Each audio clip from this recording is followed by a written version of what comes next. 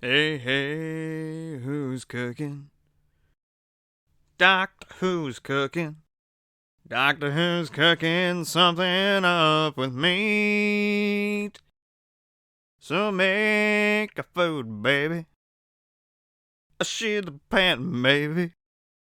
We could make another cussing recipe. We got a hot pot of beans and an order to fill. And I know Beach Space ain't got any chill. So Italian soda pop and spicy for me. Do you want to learn good knowledge and hang around and see? Say, hey, who's cooking? Oh, God. Doctor Who's cooking? Doctor Who's cooking something up for thee? Hand eggplant. Hand eggplant indeed. Let's finish up activating everything. There we go. Who's singing? That is Headsman Stuka. He was just like, hey, I want to make you a thing. And then he did. And he was very, it was very nice of him. I have a visitor today. I have a dog. He's watching.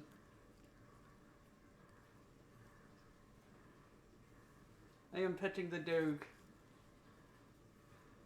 He is very needy. His daddy is asleep right now. Say hello to the people watching. They love you. Your breath smells like fish.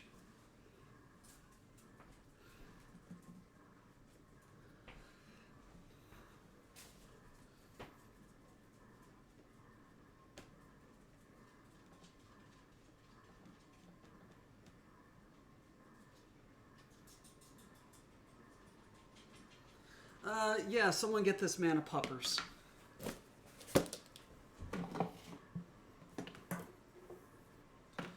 Alrighty. Plug that in. Everything is off. Okay. Let's get me a cutting ball. Or a ball to put things into. Is that working? Nope. Is this working? Nope. Remove. This is definitely not annoying at all. Where's it? Capture. Food cam. Let's call it that. Hello, thank you for the tier 1 sub, Mr. Night Owl. You made a drummer sub. Put your underpants on.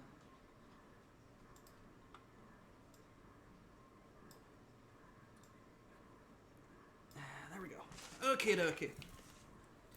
So first things first, I touched a dog. I need to wash my hands.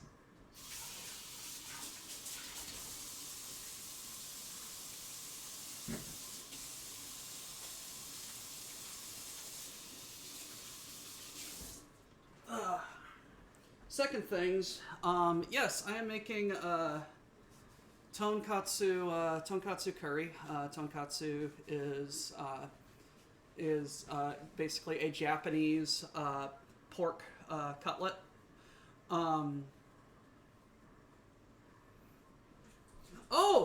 That's everyone.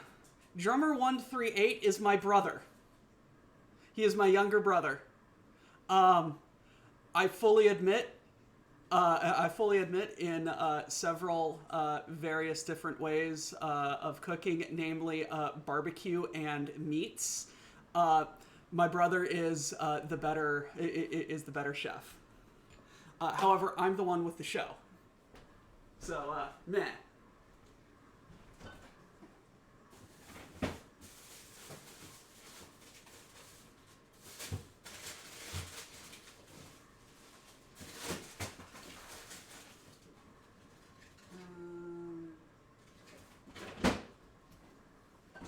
Alright.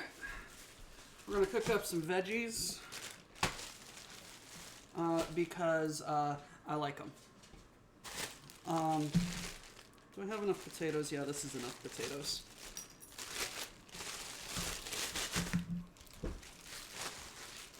These potatoes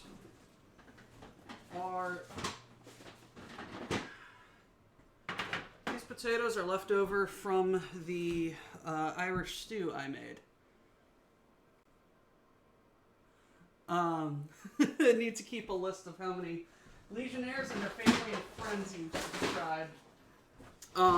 Because Night Owl, I don't know if it was you or Toilet Obliterator that subbed Poop Slayer. He's my my good Texan friend. Alright, so I'm going to peel the potatoes. And just to protect my fingers and get a better grip, I am going to get a paper towel.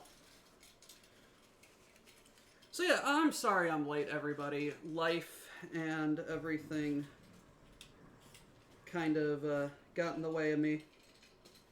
But yes, good to be back, having fun. Hey, drummer, brother, have you caught a deer yet? Because, you out hunting today, or are you just watching me because you're bored?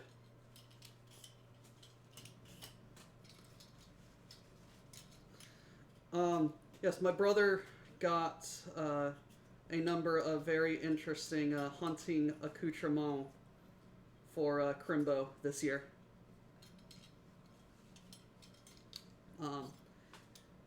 Got a pop-up stand that is basically a tent, like a little house. Got a hand warmer that he can use his phone in. The only thing my brother hasn't done while out hunting is get a deer.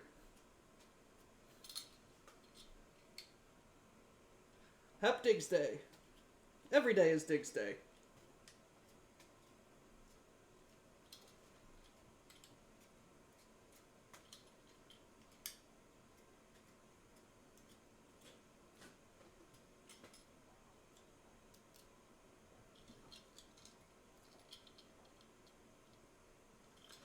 Ah, lordy.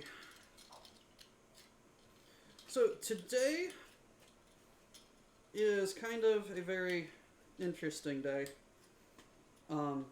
Because 2 days ago, or yesterday, was a friend of mine's birthday.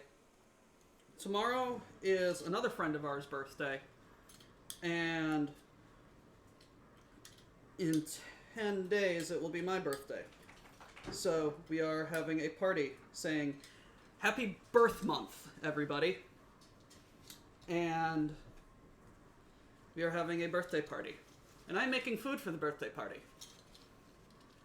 And it will be most delicious.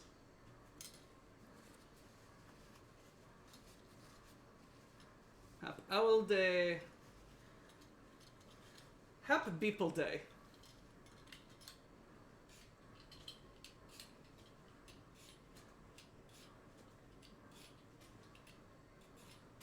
You know what? Let's just... Here we go. You guys get to see my trash can.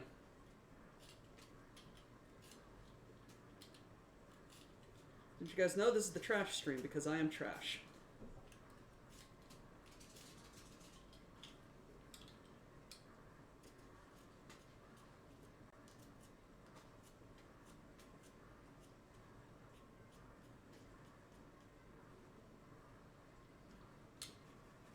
But no, my brother is a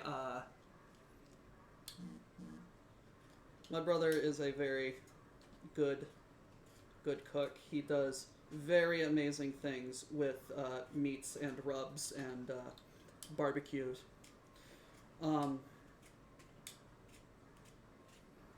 I have some of his chicken he made a while ago, and oh my gosh, is good chicken. I may have to do a collab stream with my brother, one of the during the summer. Bring my setup over to the parents' place and be like, "Hey, brother, we are cooking." Proper deep fried or cheating by baking? I am pan frying. Made a top round roast on smoker the other day. Oh gosh. Yeah, that's the downside of moving out, folks. You don't get your brother's very, very, very good tasty cooking.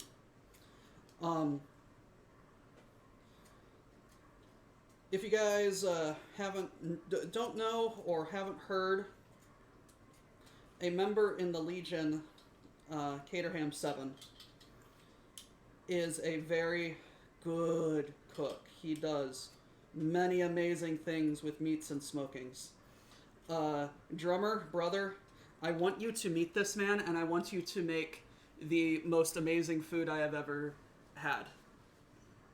Because you guys would make amazing foods together.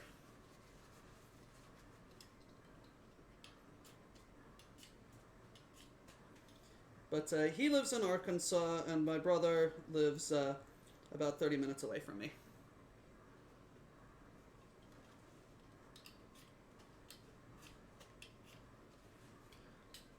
Yes, I am... Son of a gun. All these shavings are going everywhere. I need to be better about this. I am going to be pan frying. One of the reasons why I was late, because I had to go home and get this doohickey. This doohickey will keep the temperature of the oil consistent, and I will fry the pork chops in it. Another reason why I was late was because after I had set everything up and then gotten the dishes done or started, I realized I did not have enough oil because I'm prepared to do things.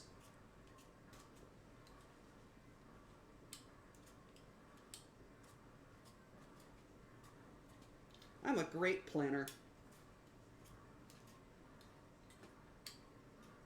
He says, totally not waking up at 12 this afternoon and being like, oh shoots, I have 3 hours of work I need to do before I can stream at 1.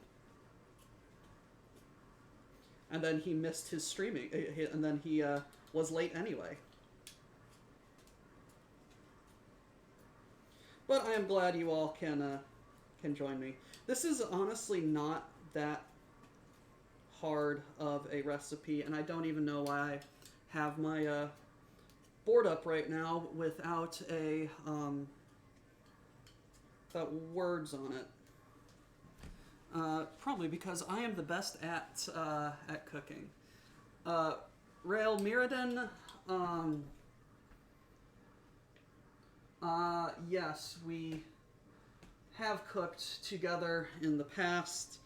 I will completely admit this is a bad potato. I will completely admit that brother most often runs the show. Do I have any more potatoes? No, those are noodles. These are the potatoes that I'm working with then.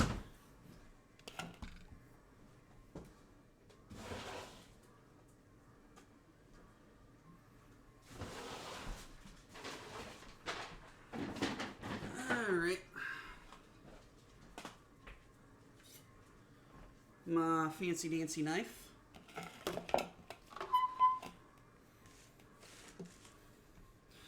Rail Mirrodin, I have a question for you. Is your name a reference to Magic the Gathering?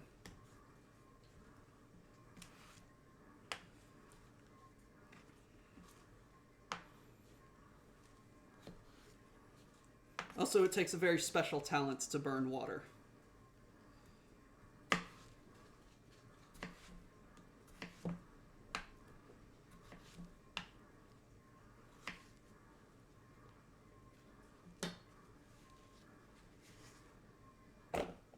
Nope, just found there's threw some consonants together. No, I asked this because there was a magic set named Mirrodin set on a. It's a very artifact heavy set.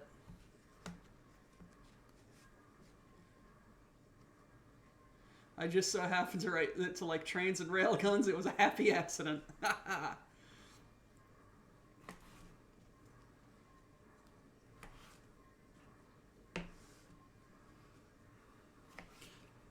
So yes, back to the curry.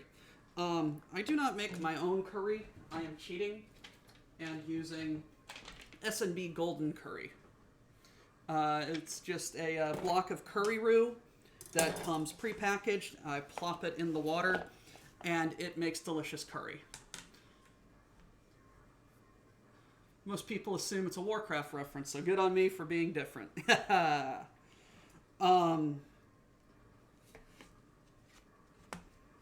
There is a recipe that S&B says that this should do.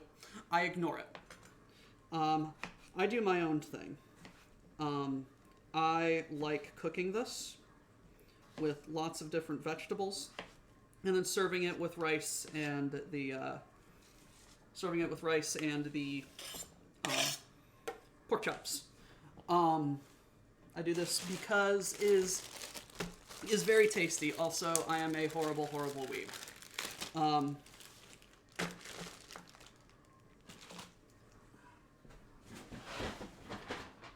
Let's get another little bowl.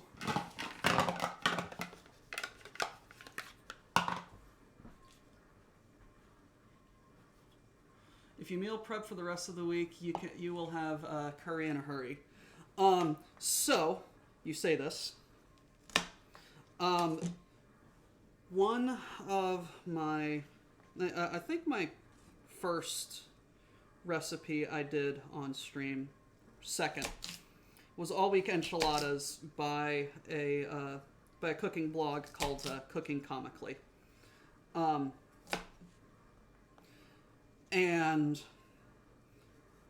I was considering either doing this or his chicken curry in a hurry recipe, which is a Thai-inspired kind of recipe.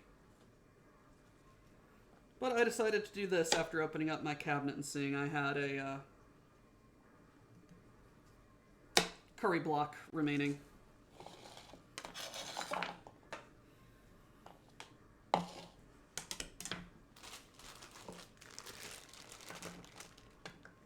I'm chopping up baby carrots because, hey, they're 99 cents and they're small already.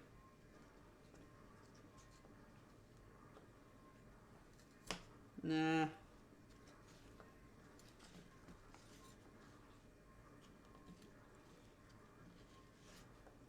Just looked up what tonkatsu curry is. Yes, it is. A katsu is is like a fried cutlet. Can either be like chicken or pork or whatever. Tonkatsu just refers to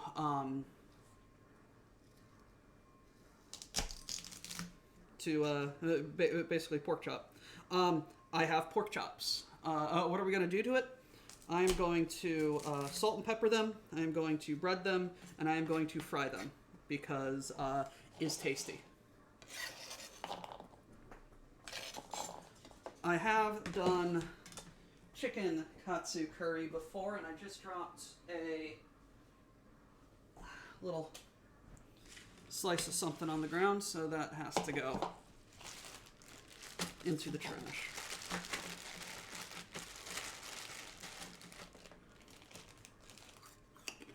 Carrot for me.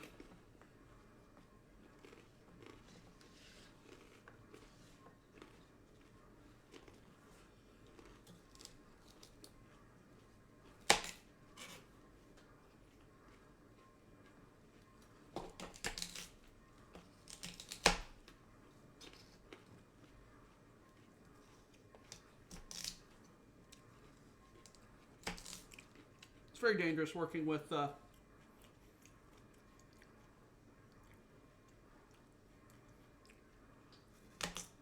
and cheese inside the pork. No, I am not doing that.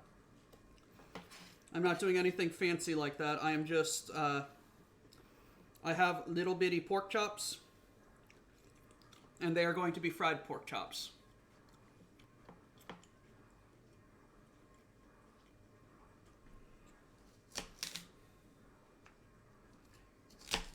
Search for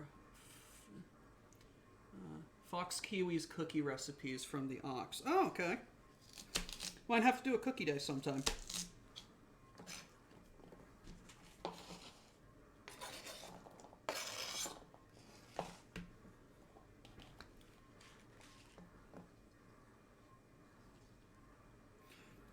I mean, there's a lot of Western influence in Japanese cooking. In fact, the panko that I'm going to be using is actually a panko. The breadcrumbs.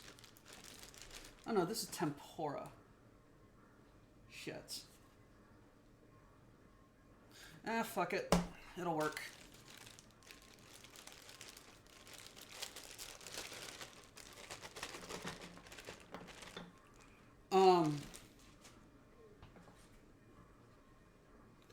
Anyway, the panko breadcrumbs are actually a Portuguese influence. And if anything, the shush, samurai, shush. It was a bad dad joke.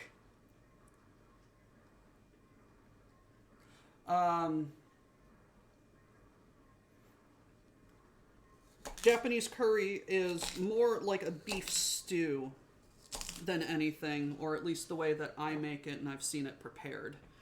It's more stewy than curry. It's like Indian curry is something you dip into and scoop up. Thai curry is like a soup you serve over rice. And Japanese curry is beef stew. One more little bowl. Someone asked me what my favorite mech is. Lord Grimos, cooking doctor of the Hoomstits. What is my favorite mech just in general? I am going to go with the very unsurprising popular answer and go Mad Cat, because why wouldn't it be a Mad Cat? It's just iconic, and it just looks really, really good. I say Mad Cat because I was obsessed with it as a child. My father raised me properly. I sat beside him as he played his Mech Warrior games, and was very obsessed with it. If anyone remembers these, Connects came out with a series of sets that were battle mechs. And I have a couple of them. I have a Legionnaire. I have a Hunchback. No. I have a Legionnaire. I have a Hollander. And I have a set that can either be an Avatar or a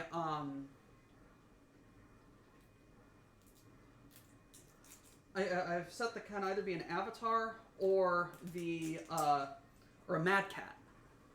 And the Mad Cat is amazing.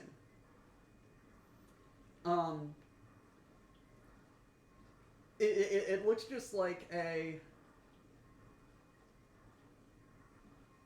it looks just like a wireframe thing, and it's so freaking amazing. Yes, I still have. Well, it only has the one missile. It only has the one missile. It's this little Nerf missile that goes on like this shoulder-mounted,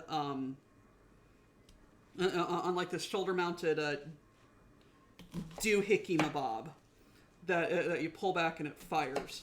But I still have it, and I am in love with it. I shouldn't have done what I just did, but whatever.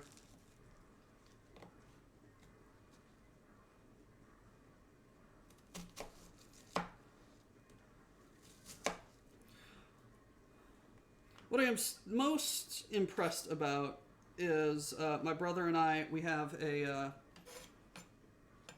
an old Voltron Transformer toy thing. Still got all the little stickers. Still got all the little missiles. Still got all the little pilot dudes. And it's just fucking amazing. I love it so much.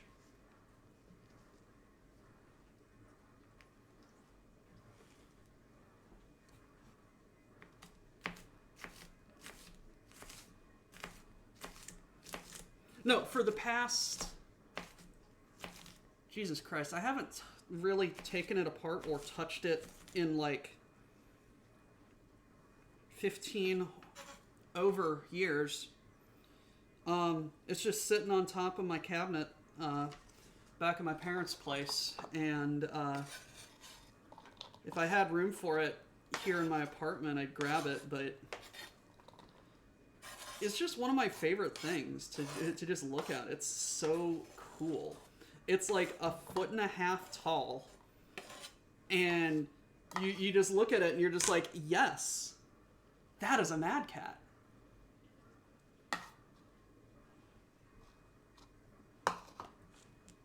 It's so awesome.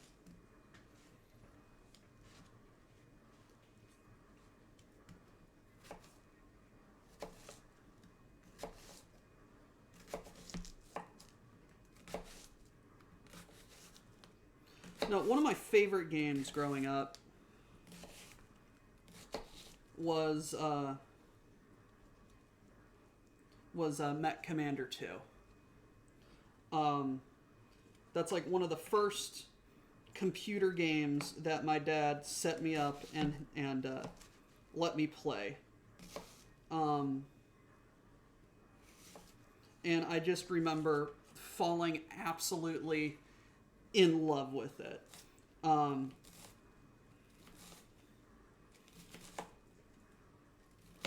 gonna be completely honest, like, I didn't go for any particularly smart builds as a child. I just went with, how many fucking assault mechs can I fit into this drop? Okay, we are dropping with a Zeus, we are dropping with a Atlas, we're dropping with a we're dropping with the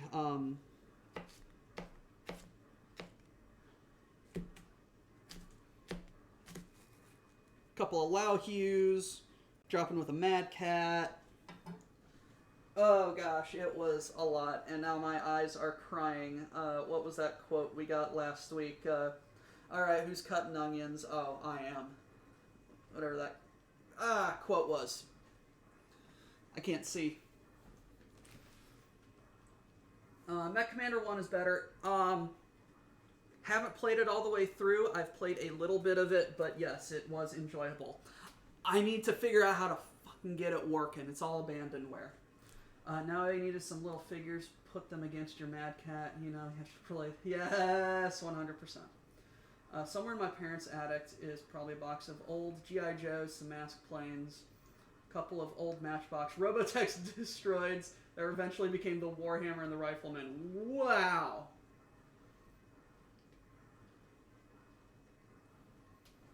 Wow, that's really cool.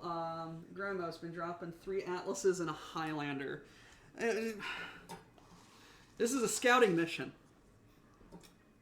Yes, and? What if we encounter resistance along the way?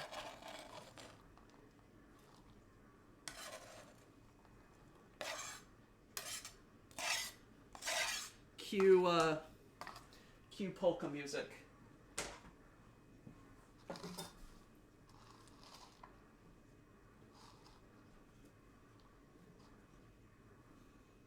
Shit, I needed to also grab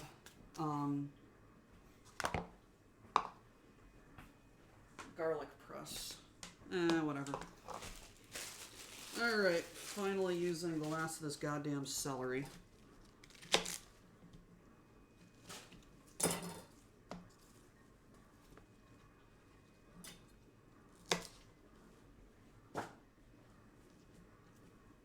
More recipes need to use celery.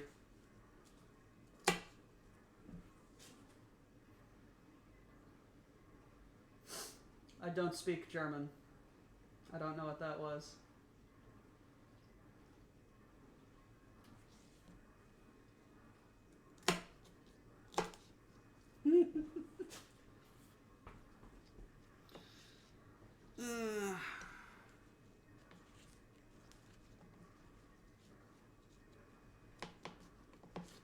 I do remember in MechWarrior 1, in like the second mission, if you dropped an airstrike in a very specific spot, you'd blow up a Mad Cat that was in an oil field, and you could salvage it.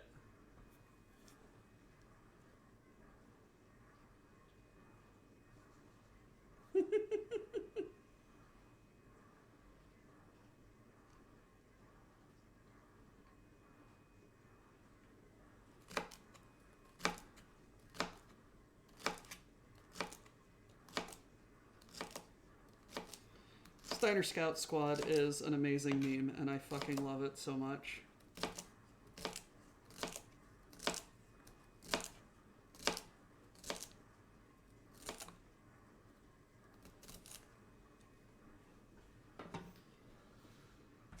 Alright.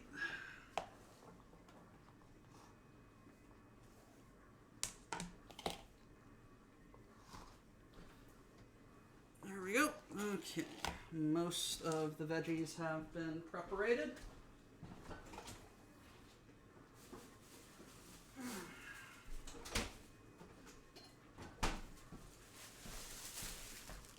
And I'll get the meat put right here. I'll put this over here. And we are going to get cookamacating.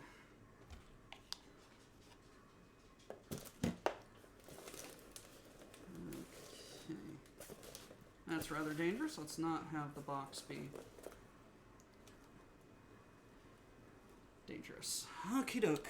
Okie doke. Okie doke, mother doke. Was it? Yes, over here.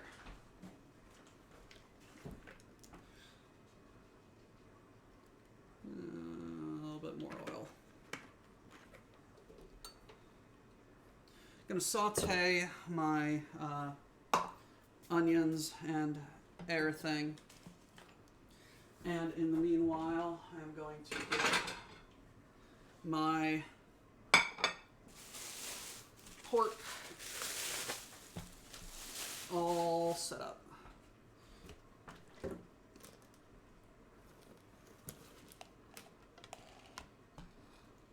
Yes, I have detailed pork chops. Tired German? That's the point. Make food.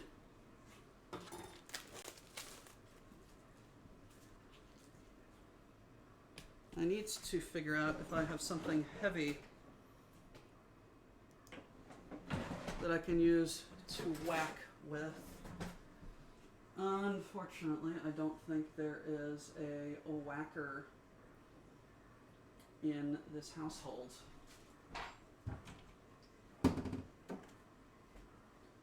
I'm going to make do. I'm going to make do. Wash this off.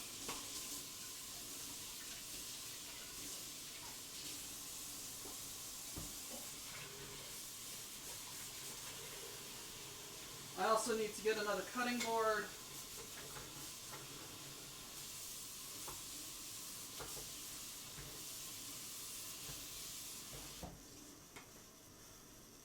These cutting boards are great.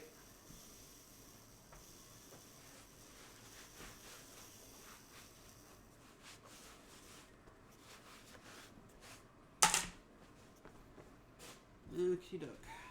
Let's go over here. Alright.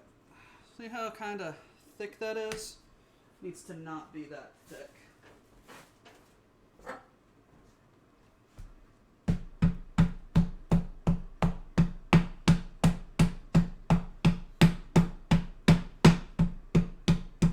I should have grabbed... You know what? Let's not use the little paper right there. I should have grabbed my meat tenderizer. Would have been a very good idea. As it is right now, I'm just using an empty spice can.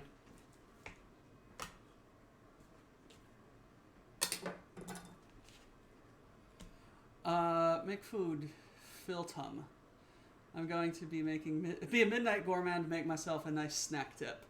Serve it with carrots and celery. Yes.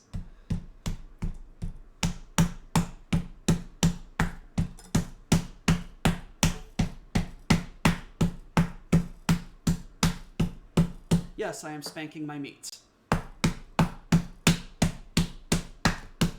Beating my meat.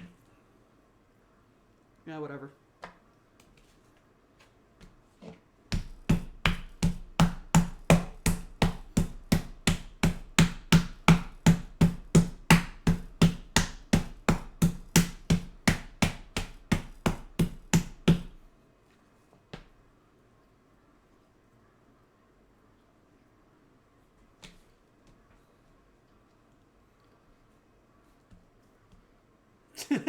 Throwing hands with it. Yes, fair, but we are not caveman. We have technology. Smack, smack, smack, smack, smack, smack, smack.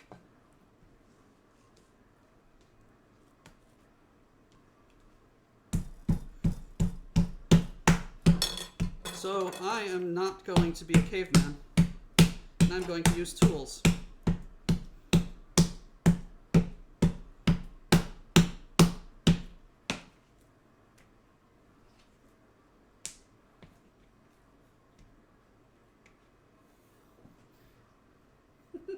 It's already dead. Tenderize with the rock. That's essentially what I'm doing. Glass is a rock, is it not?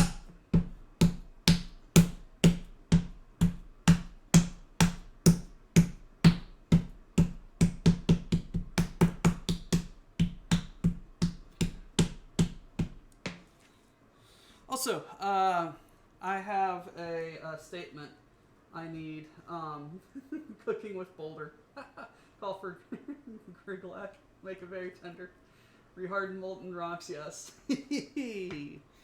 I need Mr. Drummer to back me up on a statement. Whenever I make this is like one of the only things that I make that is ethnic, quote unquote, that our mother enjoys. Our mother does not like very adventurous foods. I mean, part of it's due to health issues, but oh my gosh, pepper is spicy.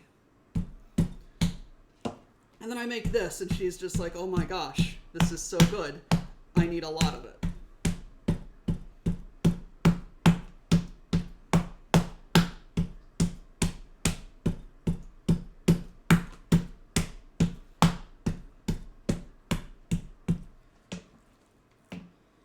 mean, yes. It is. Alrighty. I got my onions and celery in the pan over here, sweating down.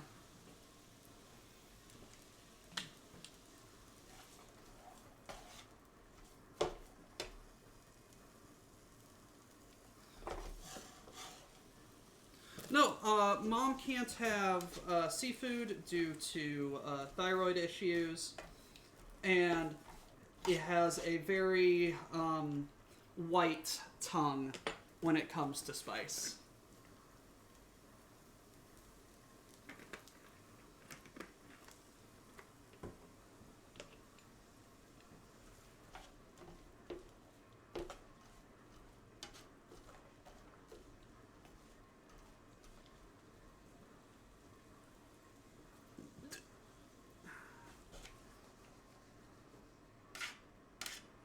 Saute those.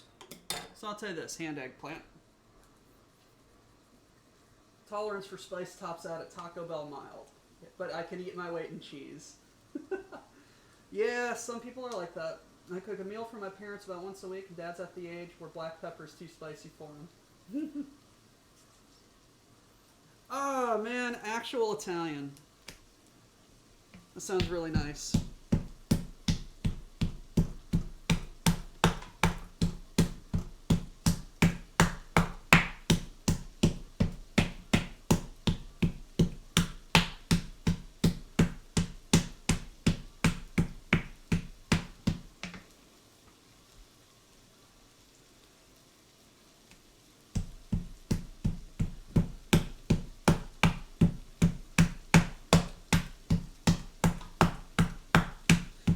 So what I'm doing with why I am smushing these down is because I'm actually only going to fry them for about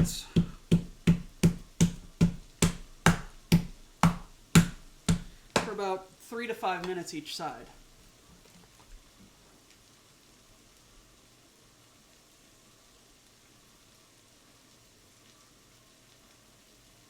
No, I'm gonna have to go to the store and get panko. Shit.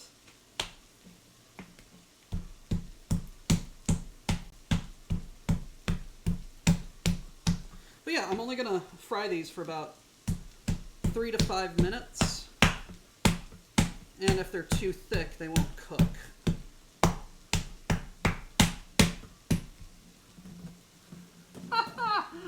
The vibrations were making my sign fall.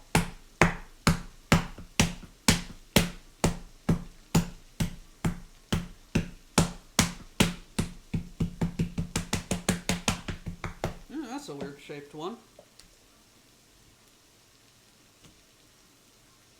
I've had a lasagna made by New York Italians and then did hand-to-hand motions and everything. Yeah, New York Italians are fun.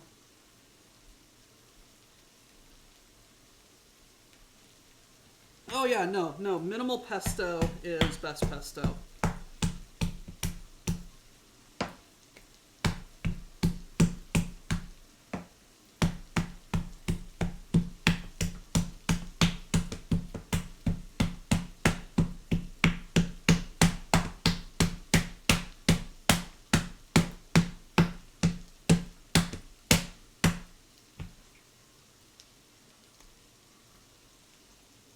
One of my favorite jokes that flew over my head as a kid that I now appreciate much more than I'm grown up.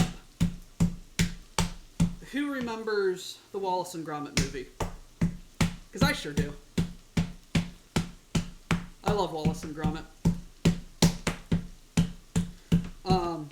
Does anyone remember the name of Wallace's pest control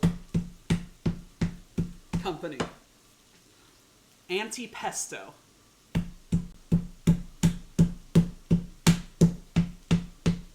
I did not get that as a kid.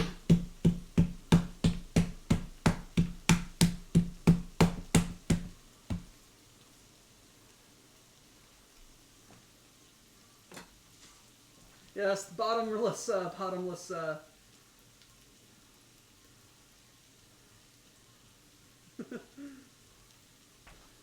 bottomless train track is always a good one.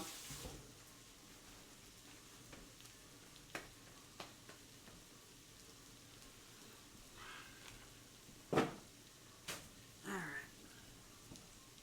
right. There's a mountain of meat.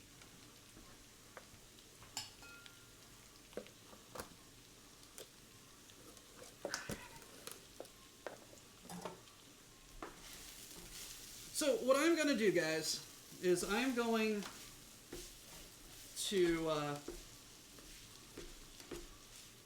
get the vegetable and the curry all set up. Or the vegetables all cooking in the curry set up. Then I'm going to run out and get panko. And then I am going to cook up the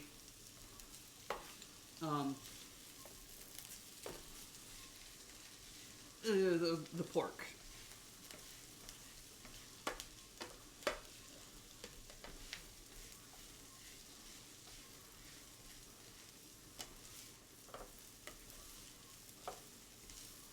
German, you should not be watching a cooking show if you are hungry. You should be making food if you are hungry.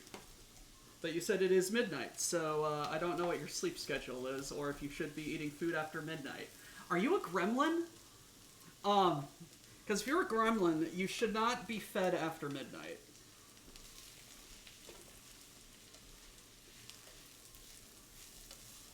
I've never actually seen gremlins.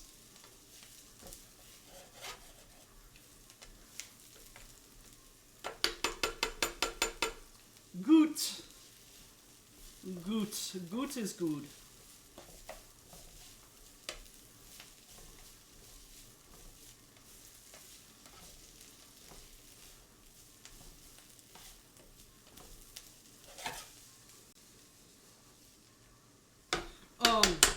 So yeah, the recipe, quote unquote, that I use for my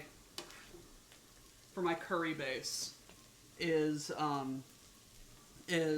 I do onions and celery. I do carrots and potatoes. And then as a secret ingredient,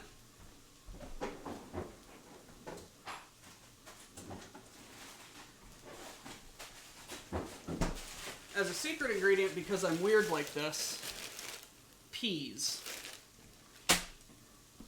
I swear to God, it's really good.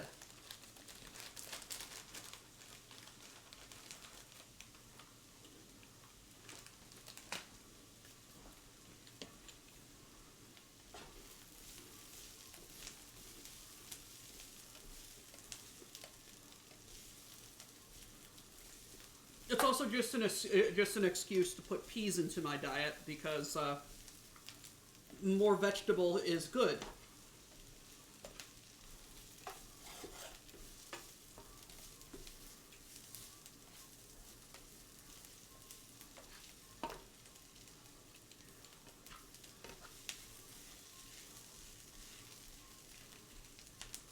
Cheese Dijon. Nice.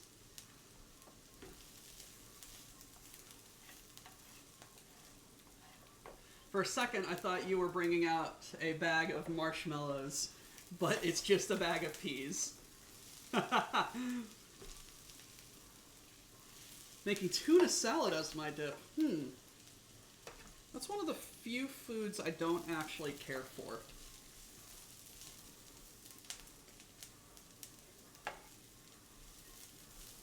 I don't know, I just don't like it.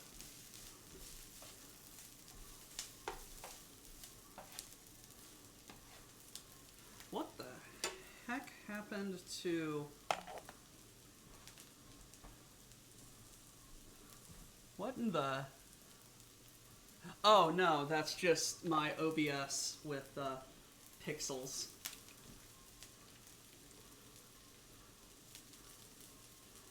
There we go. Rather invest in a bourbon mech company. Don't like tuna or fish in general. For the longest time, cooked fish, cooked seafood has been something that I don't really care for.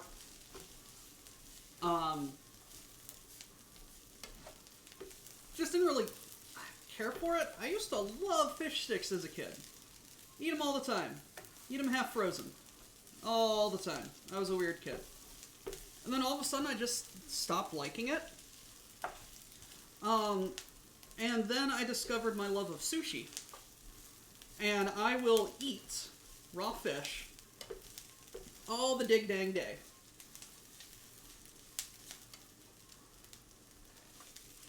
And I'm just like, this is weird. This is really weird. Why do I like raw fish, but not cooked fish? So I've decided. So I try and expand my palate and have more and more dishes. I went camping in the Canadian wilderness in high school. Caught a pickerel, walleye. Breaded that up, fried it up. It was very delicious. Gotten into cooked shrimp. Went on vacation with a drummer and our family down to Georgia. If you remember my saga last week of Southwest canceling my flight, had soft shell crab, and it was very delicious. I've had more and more fish. I make yes, this is most good. I make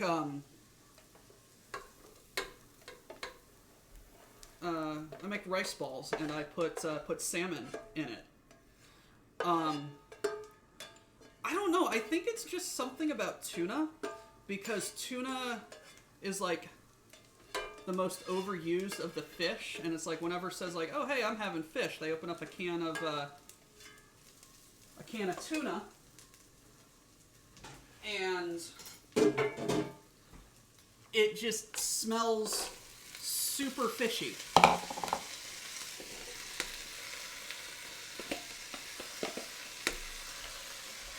And very unappetizing.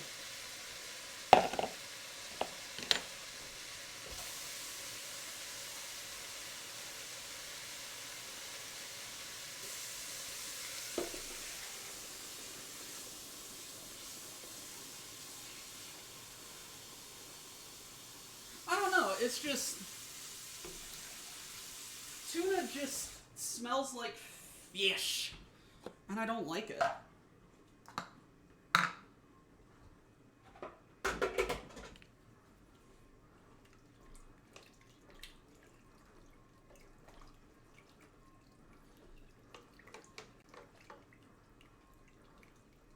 Go. No, it doesn't smell like fresh. It smells like fish.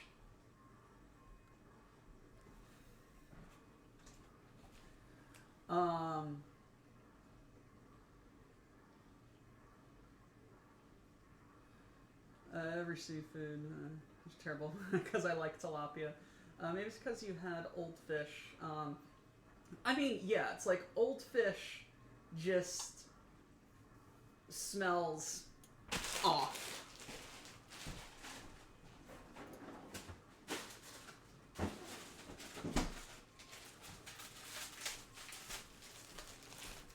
Alrighty.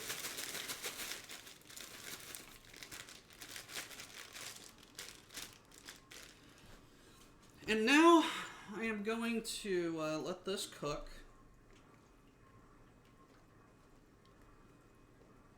Needs to get to a boil, and then I will add the curry, and everything will be most goob. So right now I'm just going to bigify this.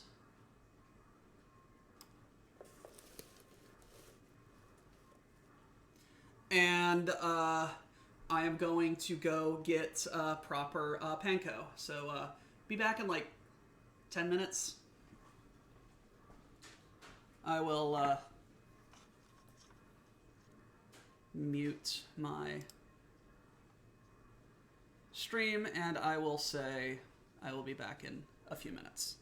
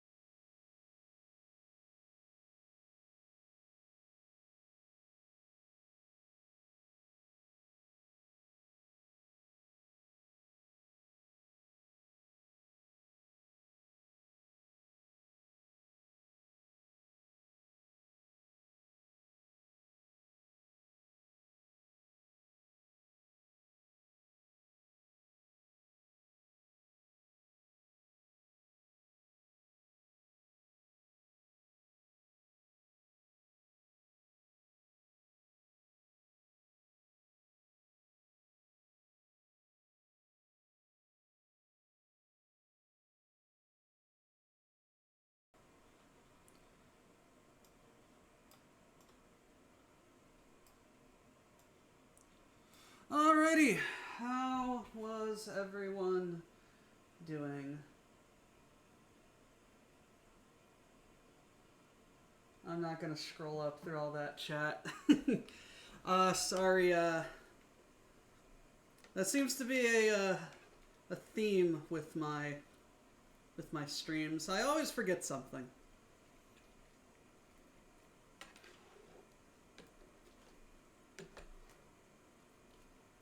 I'm just gonna let this cook to boil-ish.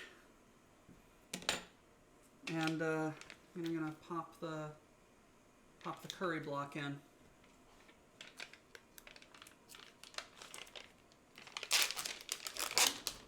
This is just a block of curry. Alright, let's talk about electrical plugs. That's about how much distance I have.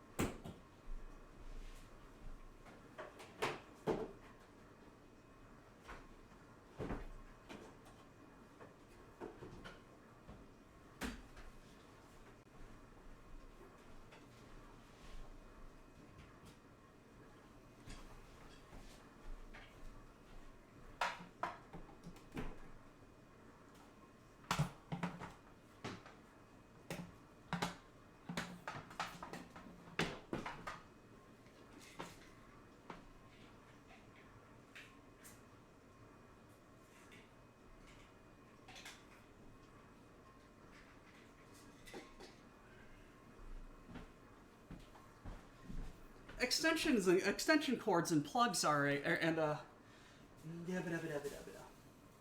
extension cords and electrical appliances are a good idea, right? They should totally mix.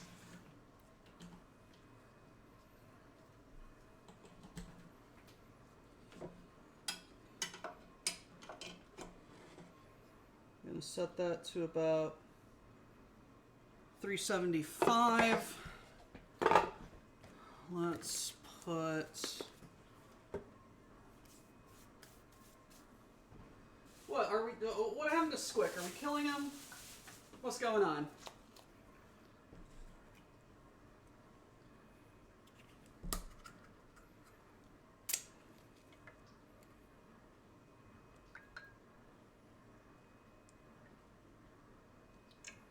There we go.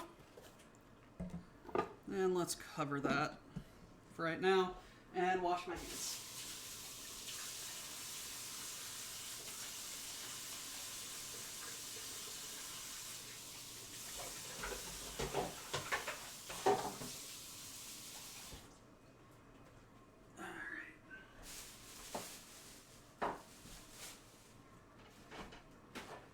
Now this part, Riven wants a taste command just for this segment. We require tasting. Tell you what, you redeem DFA, that's the taste emote for this stream.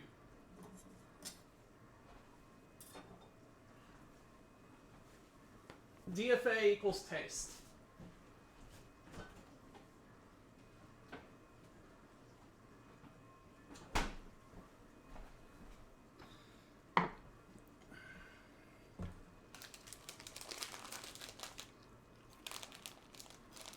DFA is blocked? Oh no!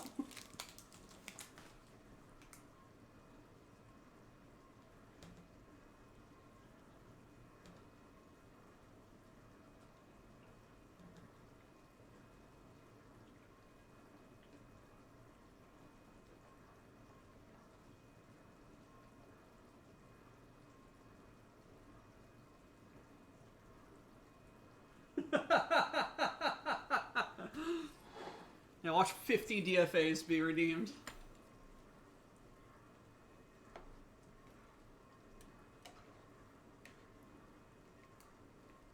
Alright, apparently apparently DFA is now unlocked. Spend your 10,000 goob to make me eat vegetable water.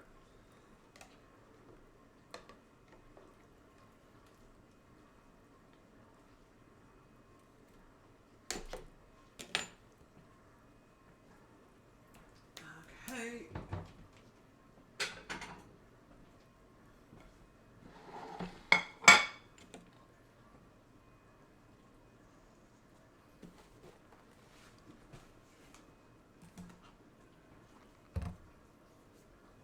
I have a question.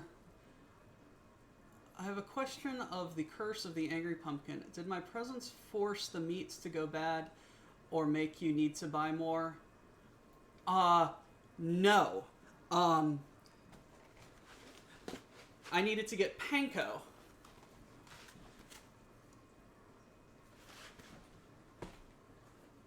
And in my tired, I'm not used to working mornings mind, I bought tempura. Similar, but not the same. And so, now that I have tempura, I have an excuse for, in very soon history, or in the very close future. Close history? What the fuck is wrong with me? In the very near future of, I have an excuse to make tempura.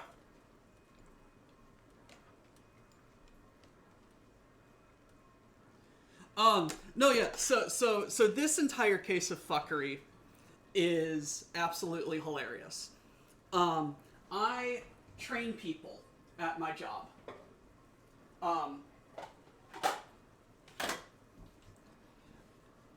I'm a trainer.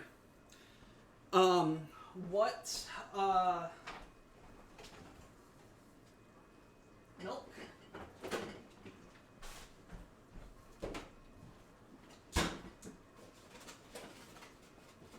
Egg. Anyway, yes, I'm a trainer. So, I go to my store, and the people, hello, Pistol. People in the office send me people, and I train them. For the last month and a half since Thanksgiving, I have not had someone to train. So I've just been like, I'll just get this store looking good.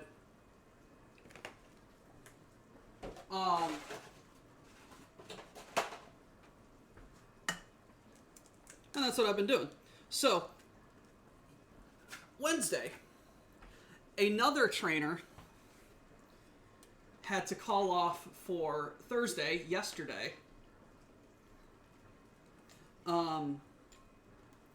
because of some sort of family emergency. And she had a trainee who was on his very last day.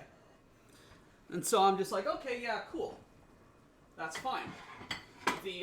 Our boss called us and said, hey, Doctor Who, would you mind, what the fuck's going on? Fuck made that noise? Would you mind, instead of working your 2 to 10 evening shift, would you work the 6 to 2 morning shift and finish up this trainee? And I said, yeah, sure, that'll be fine. So I got out of my evening shift early, went home, went to bed, went to bed at midnight, woke up at 5, got into work at 6, got out of work at 2, and oh lordy, I was not prepared for how tired I was going to be.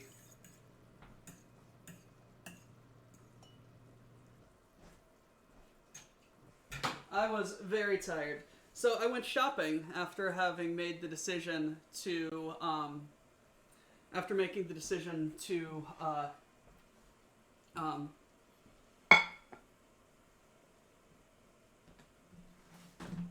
to make this today.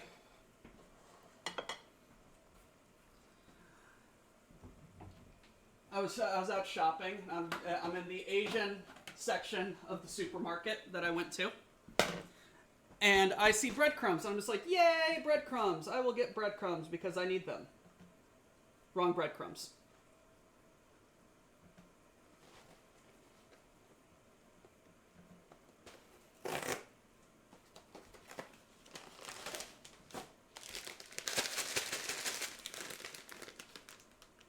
Cut. Fuck you.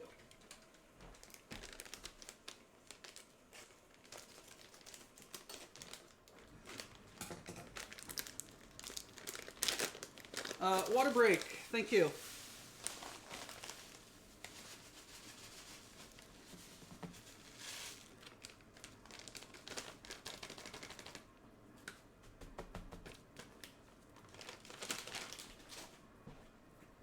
All right, you know what?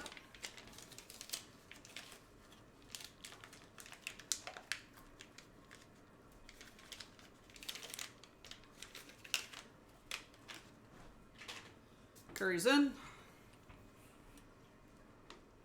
And now it's just a matter of stirring it.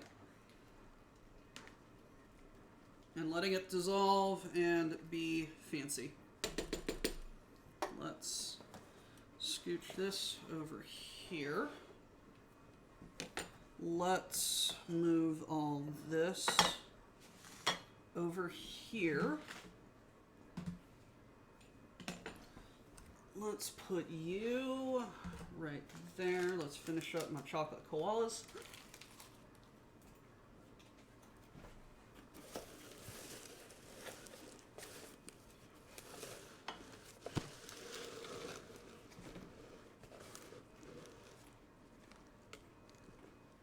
Okay.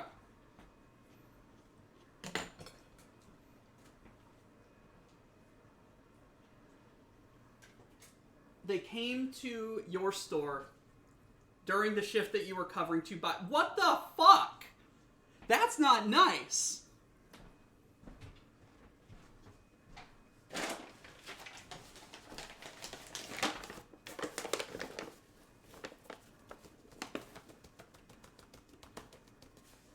That's just jackholery for the sake of jackholery.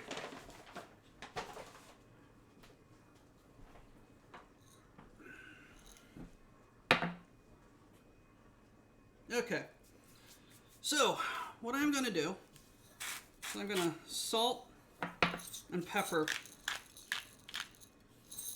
this pork. I'm going to take the pork and I'm going to flour it on both sides. I'm then going to put it in an egg wash.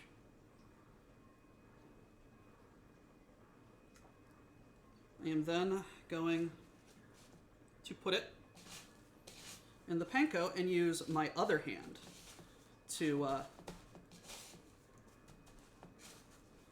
work with it. I should probably have put less panko into this bowl.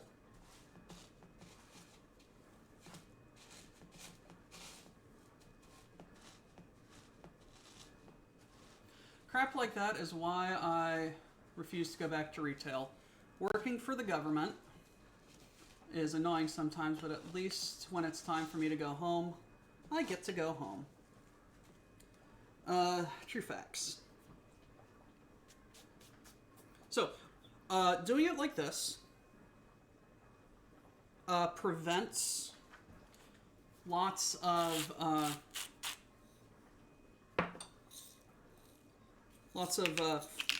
flour and stuff from building up on your hands. Well, on both hands. Now I have my own business, so whilst the owner is an asshole, I can also demand a raise from him whenever I want to pick up his, put up with his shit. You know, right? You can also like just sprout on him. Hey, I'm taking a day off. The only downside, it sounds like, is you might not have to. You might not have. You might not have the ability to get your get your shifts covered with anyone else.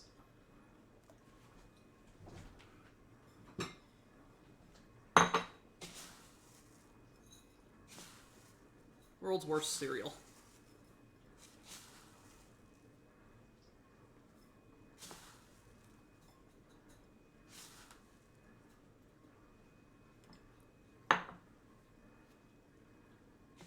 Go.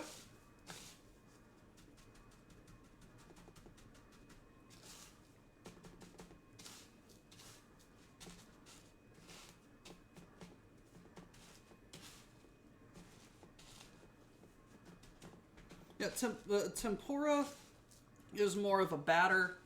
This is breadcrumbs. This is what I wanted.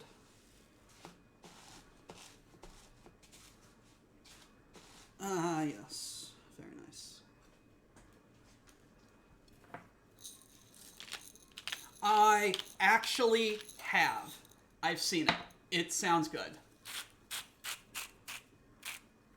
I want to try it sometimes.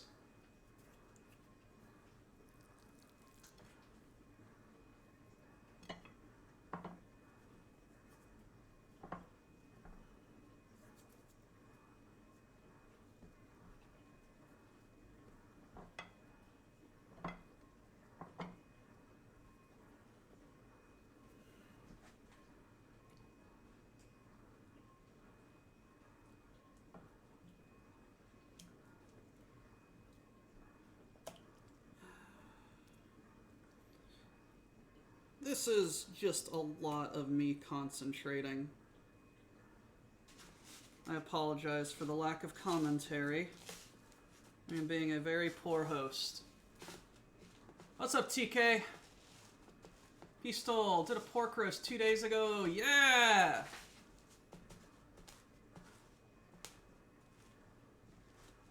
Dry the wets, wet the dries, dry the wet stage. 100%.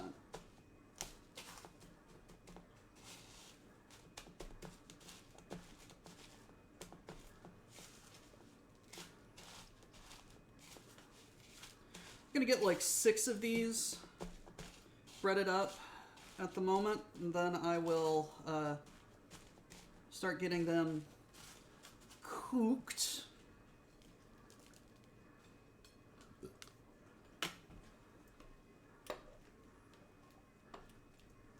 Ooh, that has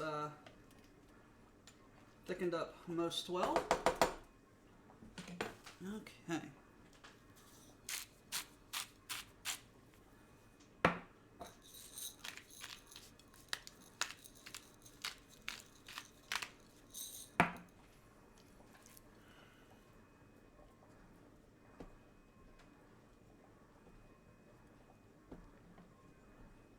So what that is an eggshell. What's doing the flour does to this is it just helps it stick to the breadcrumbs better.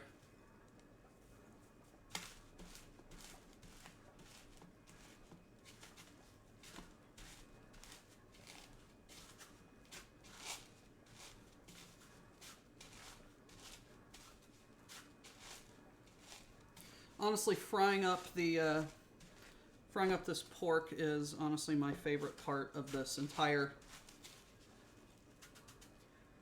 cook. 2 more to go.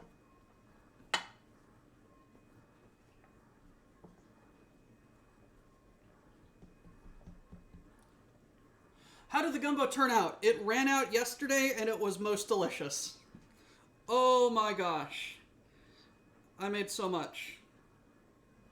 And it fed me very well.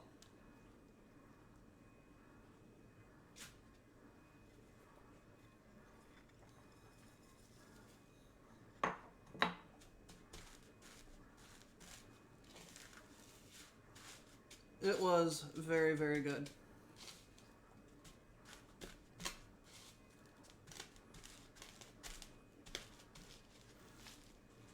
I need to buy a big ass pot at some stage, but I'm actually thinking of trying to make it myself. Make a pot? Like that? It's covered by the fucking close-up cam. Like a pot for... Buy a big-ass pot to make... Oh. Yes. The pot that I used, I bought from Walmart for, like $40.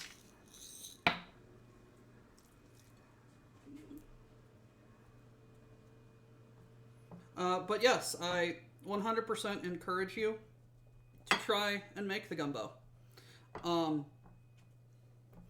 1 part oil, 1 part flour, and stir the ever-loving shit out of it until you achieve the proper color that you want. The proper color that you want, and then immediately add the vegetables to it so that it stops cooking.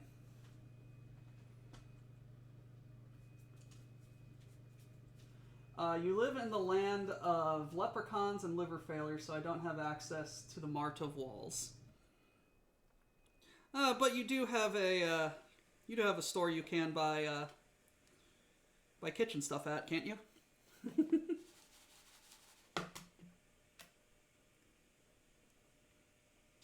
Also, Mr. Pumpkin, you and Toilet Obliterator are not going to like me for what I do to your country come St. Patrick's Day. I am going to make corned beef and cabbage.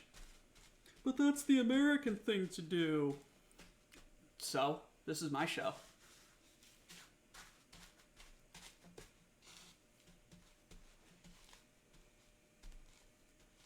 Ah, yes, you sneak over to the Big Island and steal their stuff. As you should, because they've been a load of twat waffles to you over the centuries. Call it reparations.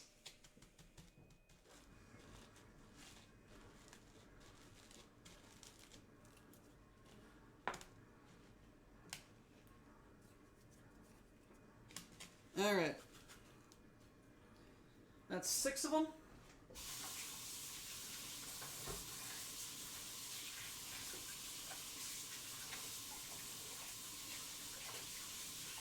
Get my hand all nice and squeaky clean. Let's set my oven to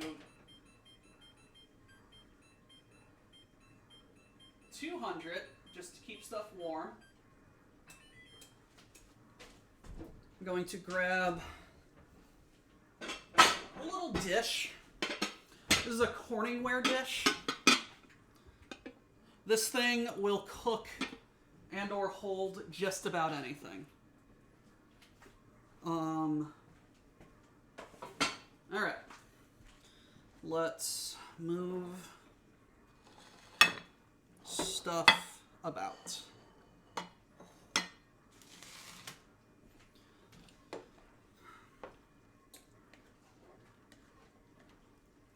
For anyone who is wondering how the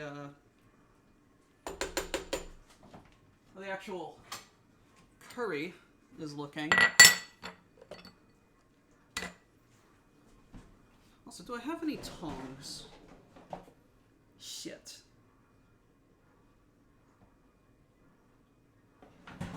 This is unfortunate.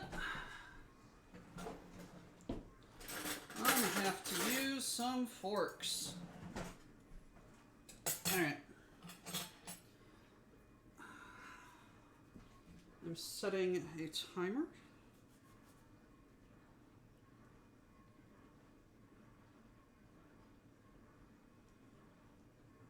For 5 minutes. Okay.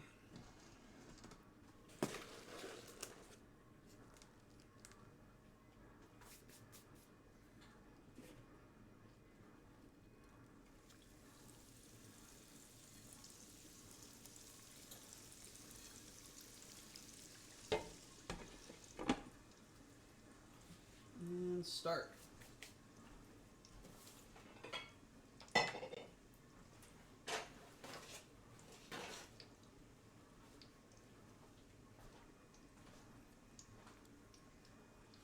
Alrighty. Just don't say it's good Irish food and try to make me eat it. I will say it is good American food that claims to be Irish and offer you some, but I will not force you to eat it. Honestly, there's American Patty's Day traditions, which don't work here, but hey, as long as we're all getting rat-assed and having a fun time, it's fine. Sure, we all think you're plastic patties anyway. No, 100%, 100%. I'm jealous. No, how about these? I'll sit here day and upgrade if I have to. Dips, delegate, improvise. Wait, there's one American Patty's Day thing that I hate, and that's people call it patties. Yes, they need to be slapped with a trout. Several, in fact. It's patties, not patties. It is a patty wagon. That's a patty wagon.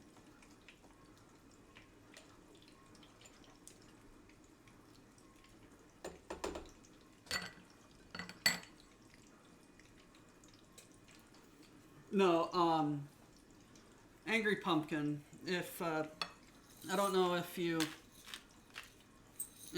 remember me talking about this. Yes, 100%. I don't know if you remember me ever talking about this, but my dad and I have holiday movies that we watch. And for St. Patrick's Day, we always watch The Quiet Man with John Wayne and Maureen O'Hara. And when we do, we always have our Guinness and our corned beef and cabbage. And we have a great time getting pissed drunk watching a classic movie.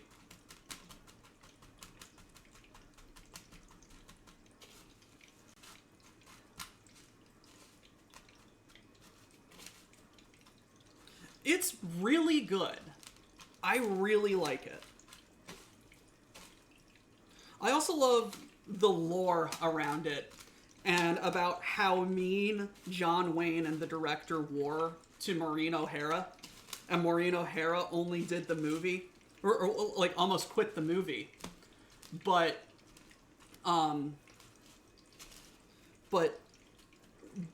didn't, because it was the first time that Ireland had ever been filmed in Technicolor.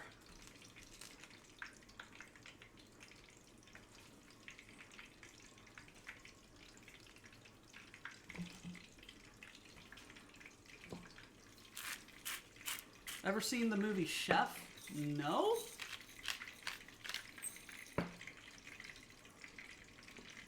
What's my timer at?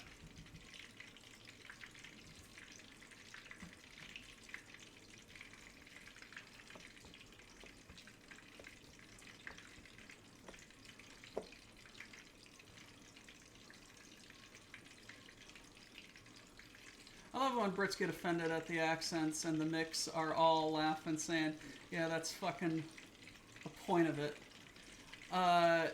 Sinakai, thank you for your Prime subscription for 3 months. Quit singing at me. It's good to have you here.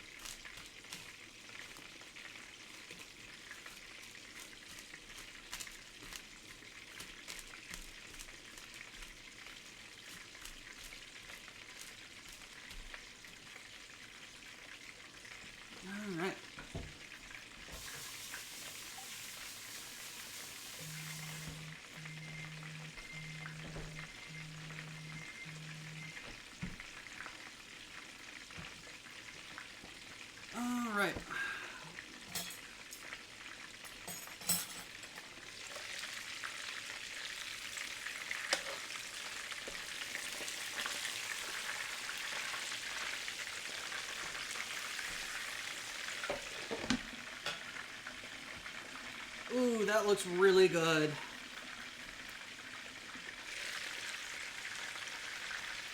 Ta-da!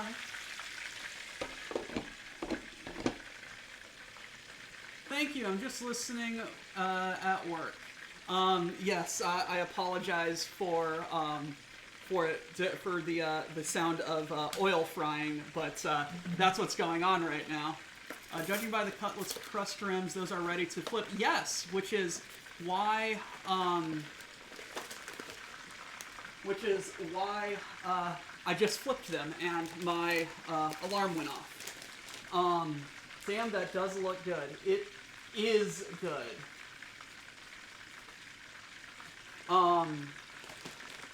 Those are some nice cutlets. Tonkatsu curry. Now I can honestly say I've never made this. My curry game is weak. Who said that? Morgan. Morgan, have you ever made breaded pork chops? Yes? Make them thinner and you made tonkatsu.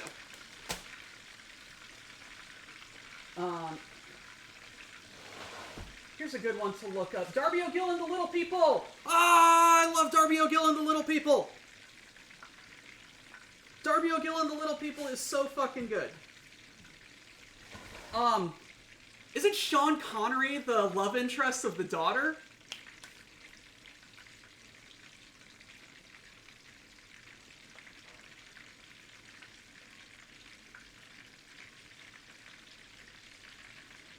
Yes, no. Chris.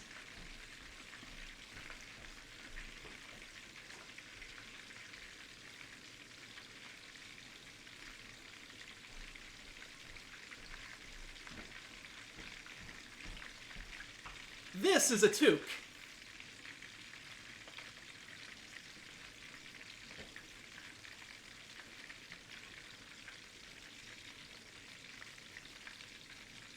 Just needed to hear noise.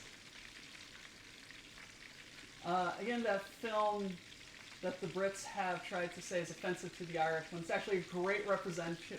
No, 100%. Like leprechauns are in folklore like really fucking tricksy bastards. Hey, but they drink a lot. But all the people drink a lot. Yeah. They also absolutely love their families, which is why Darby O'Gill wished for the Banshee to come for him. Which was super touching. Like, and then the little leprechaun being like, don't you wish for anything else? And he's just like, yes, I got him to do it. I got him to wish for a fourth wish. It's like one of the sweetest things. It was absolutely one of the sweetest things. Although there was something in that movie, I think like the leprechaun magic or something that made the horse look absolutely fucked. That scared me as a child. Yeah, offense culture is absolutely fucked. It's just like, hey, if someone is going to be offended by something, let them be the one to tell me that it's offensive. I love how people say Blazing Saddles is offensive. And it's offensive to Jews, it's offensive to black people, it's offensive. All of the black jokes were run by a panel of, at the time, contemporary black comedians, and Mel Brooks is a Jew. Get over yourselves.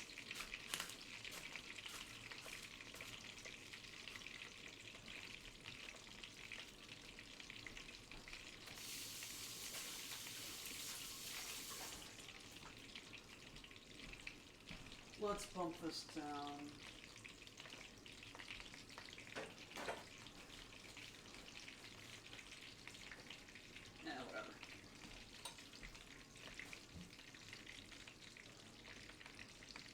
Whatever. No, yeah, it's 100% offensive on purpose.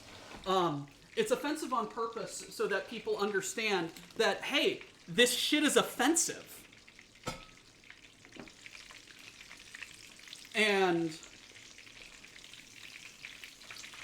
that we shouldn't act like that towards people.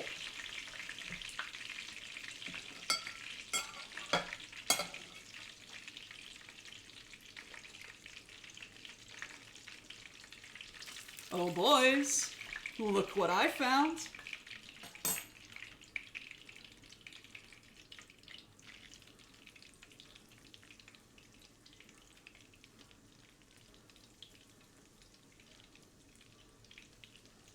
Oh, these are so good. Alrighty.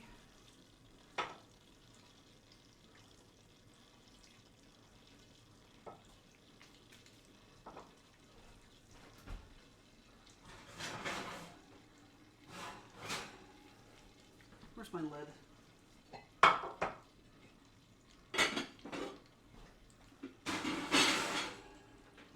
Okay.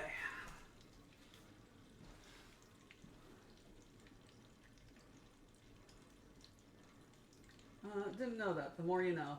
It's a can you believe the shit that falls out of these people's mouths kind of offensive. Yes, 100%. And I love that it kind of killed the cowboy TV shows for fucking ages. No, right? I think Blazing Saddles was made the racist the villain, and that's the butt of the jokes. No, 100%. 100%. I hired you to lay some track, not dance around. Oh, Jesus.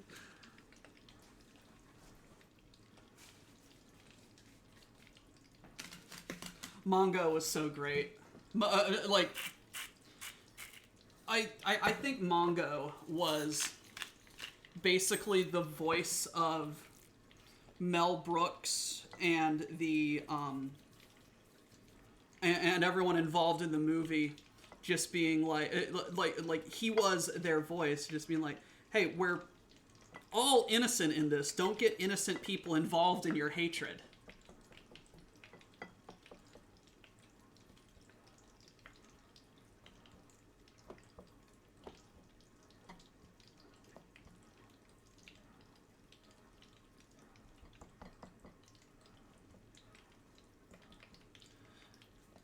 Mongo don't know, only that it has to do with where the choo-choo go.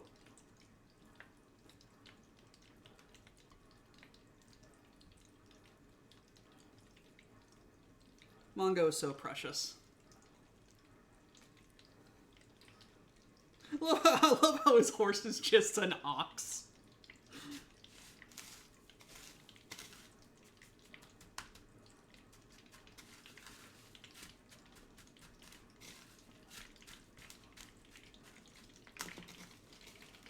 No, right? There was absolutely no redeeming quality about the villains.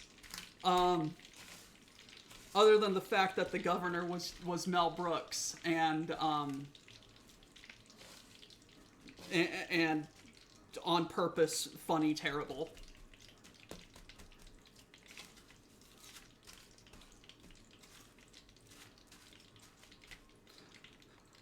Look, honey, it's Hedy Lamarr. Headley.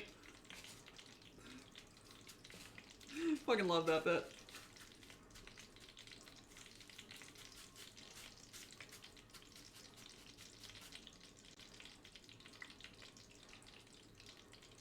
Like, you could despise them, and the movie never humanitized them. No, 100%. Like, they were villains on purpose.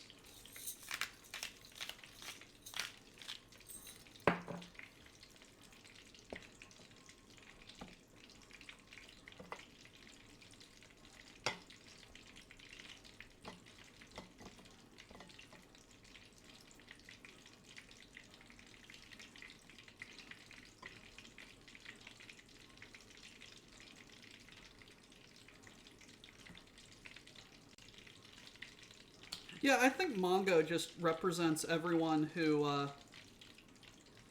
just caught in the crossfires of everything. They're just like, hey, we're just existing in this world.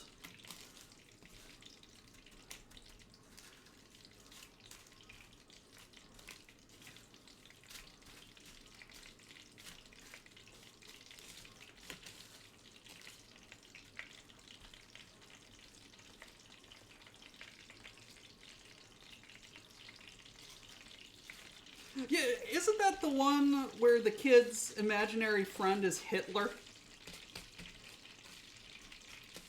I haven't seen that. I haven't seen that.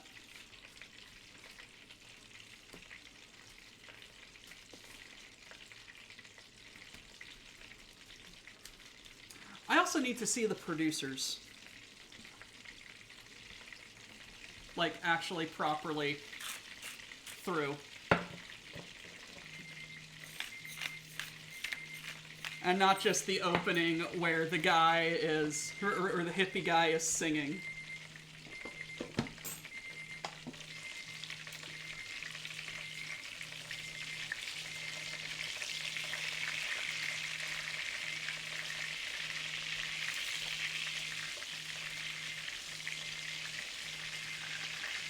Ooh, those are good.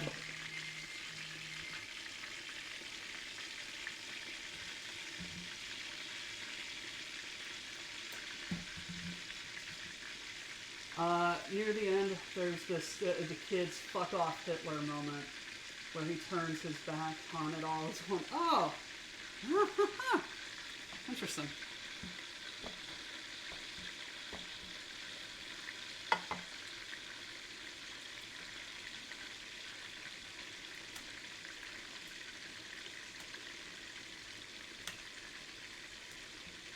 Highly recommend it. I will watch it at some point as soon as I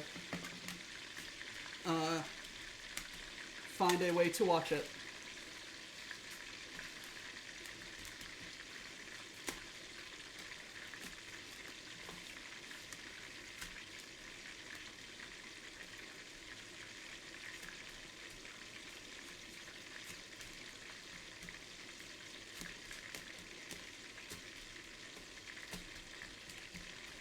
Hey, would you look at that? I used, basically, all of my panko breadcrumbs.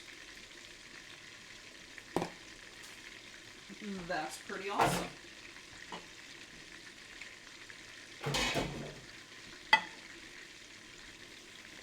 Alright, now I need to wash out my Instant Pot and get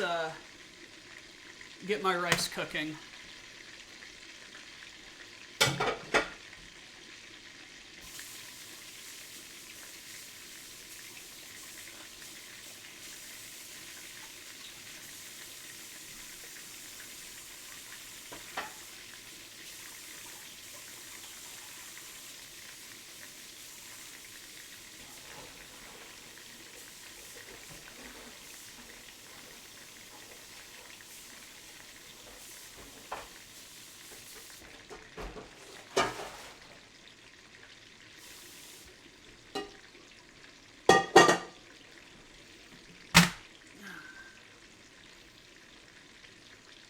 The last saves of the Reich were ridiculous that they didn't need to mess with it much, right? Yeah.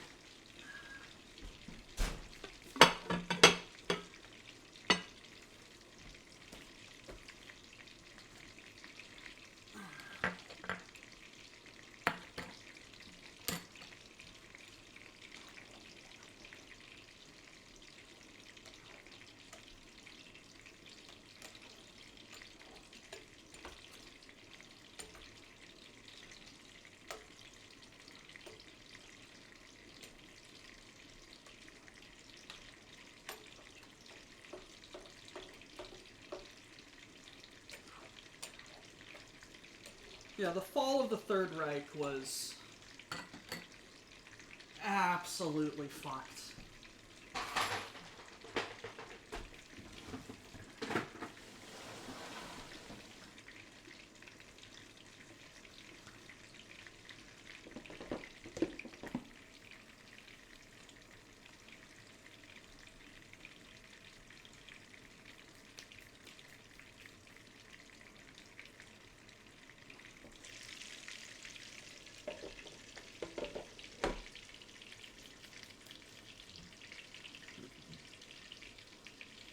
30 seconds.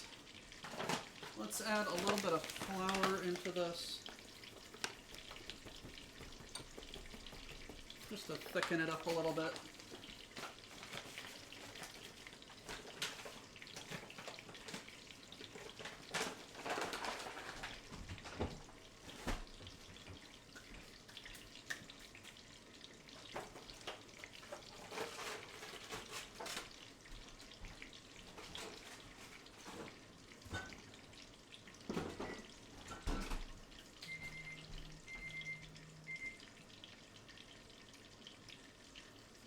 Okay.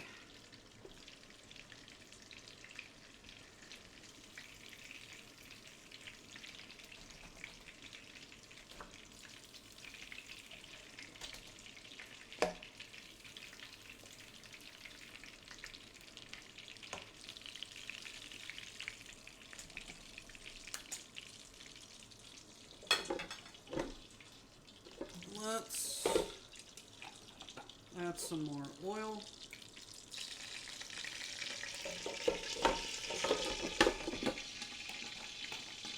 Let that warm up a little bit.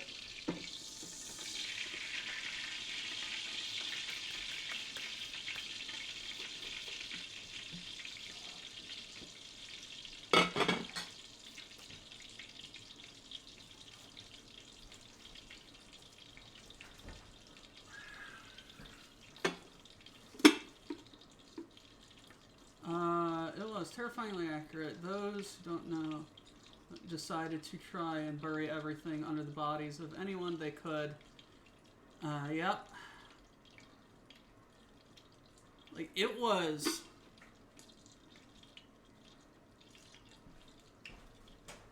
like the history of the fall of Germany is terrifying.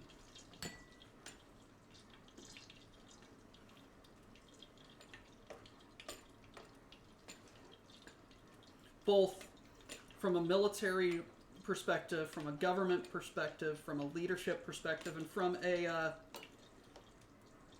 common citizen perspective. It was terrifying.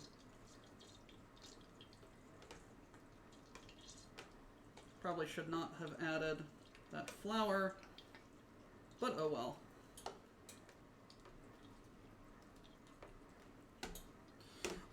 So what's neat about this thing that I have is it keeps it at the right temperature.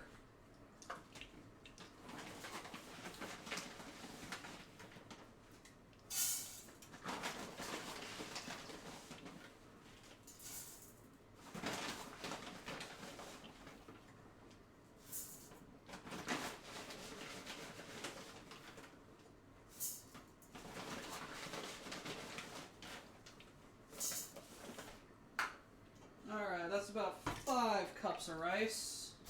Let's get it washing.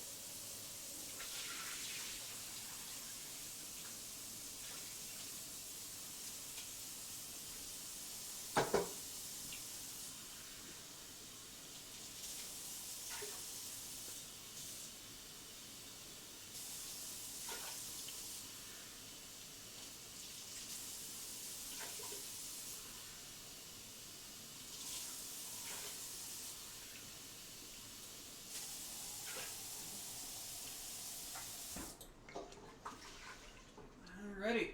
Rice is cooking.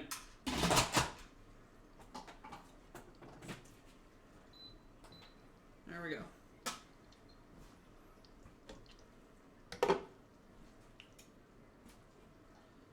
happened over here? What happened to my computer? It just went to sleep.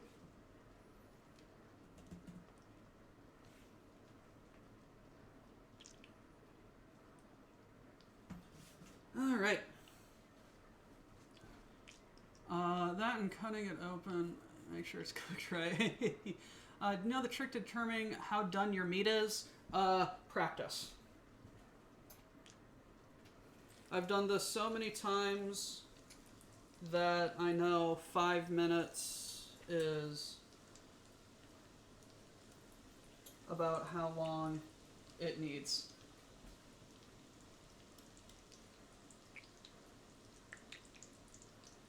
No, yeah. Stab it and cut a motherfucker. Cut a motherfucker is the most reliable.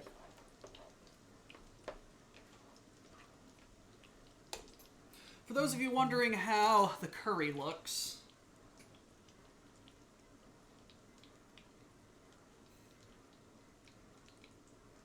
is very good. It smells amazing.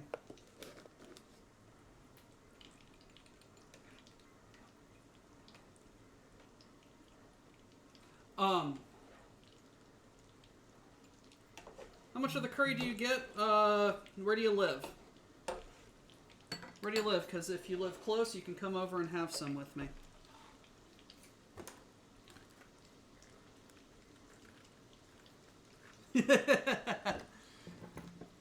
Yeah. Okay, is this Northern Ireland or is this Northern Ireland? Yeah, no. Is this Northern Ireland or Ireland that needs to be returned? Ireland.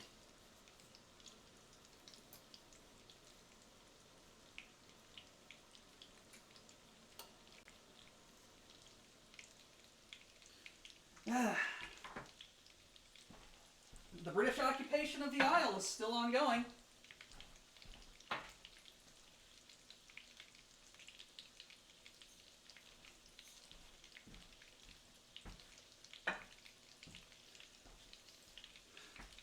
Pumpkin, do you think with the death of the Queen, it's ever going to get returned?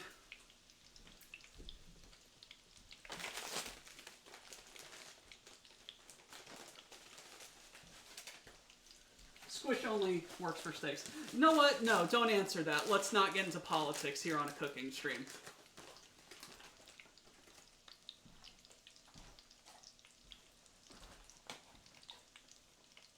Yeah, what with Scotland as well? Like,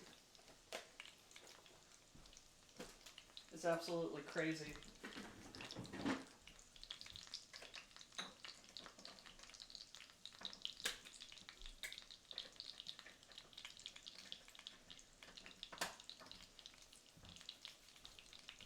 One of my favorite facts about Northern Ireland, though, if I may, while we're talking about it, is Northern Ireland doesn't have a flag. Or at least no one can agree on what the flag should be.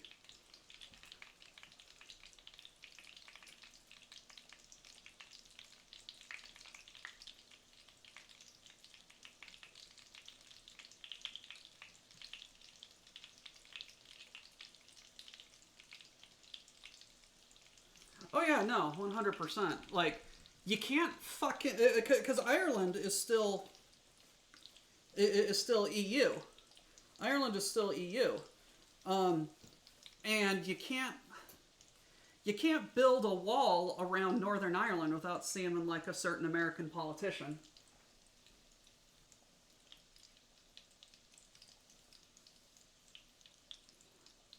It's like the Red Hand of Ulster or something, right?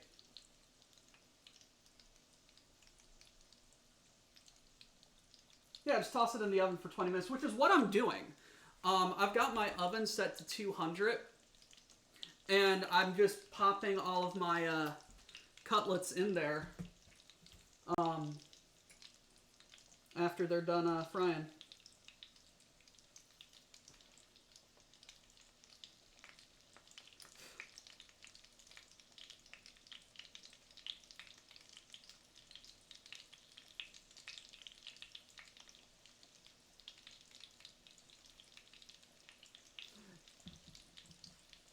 Yeah, which is why it's so divisive as to what the official Northern Irish flag is, because Scotland is the Cross of St. James, right?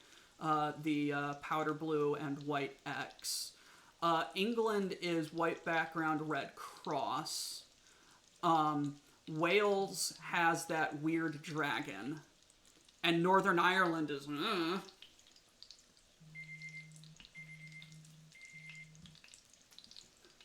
And so you can't put a wall bordering Northern and Southern Ireland without violating a good friendly agreement, but that's a topic that leads to serious politics. So let's talk about food.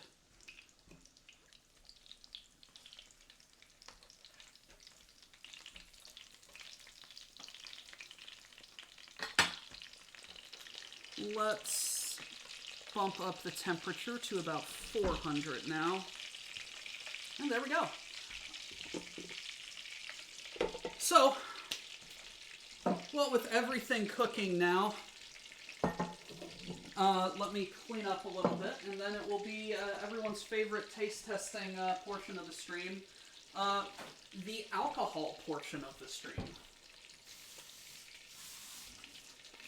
Because yay, alcohol.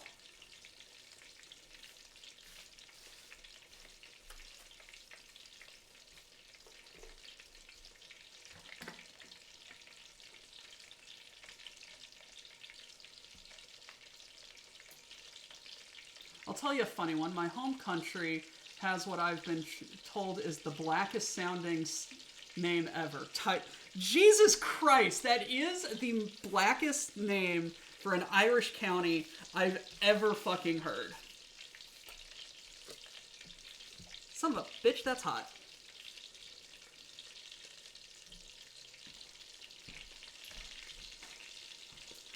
Alrighty, alcohol.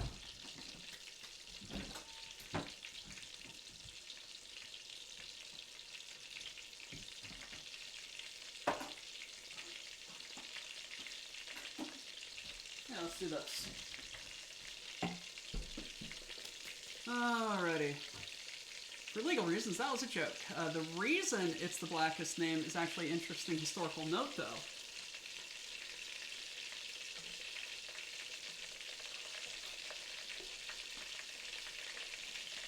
When freed in America, many black former slaves found refuge with Irish families and would take their names as a mark. Huh.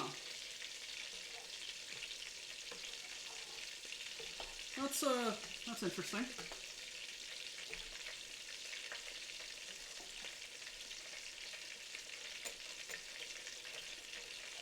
Very interesting.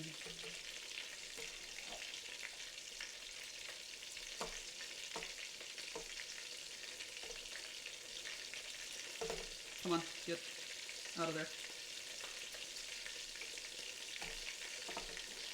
Alright, so what I have today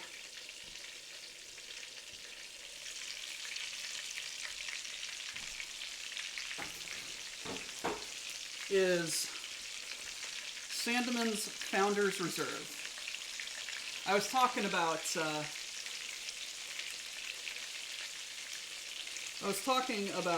port last week,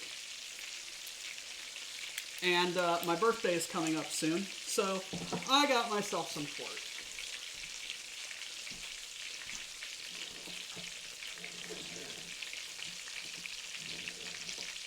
So, interesting note about port. Proper port needs to have this ribbon seal on it. And this is a mark that shows this is port. Vino de Porto. Vino de Porto Garantia. Guaranteed port.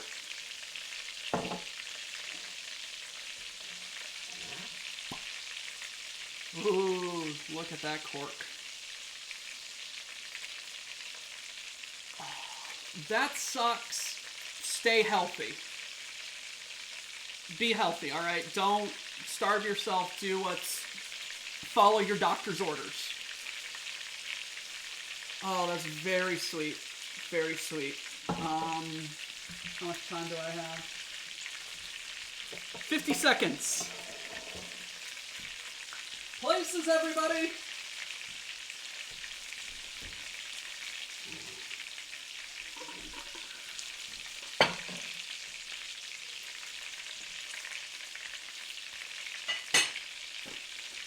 Always listen to your doctor, not me, doctor, but listen to the doctor telling you to listen to your doctor.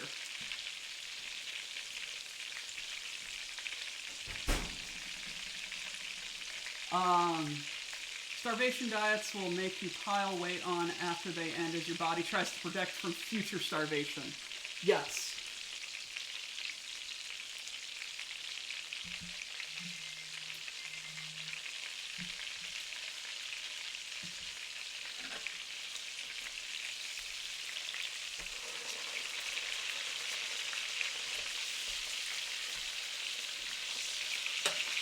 I'm actually going to add this back in because a few of them need to cook a bit longer.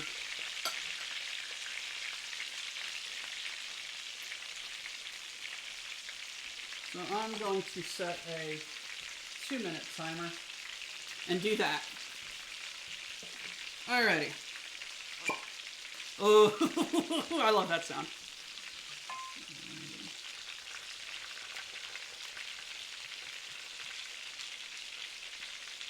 That's a bit more than I was expecting, but oh well. Let's see. Where does this say things about it? I do not know what the ABV of this is. Oh, there we go.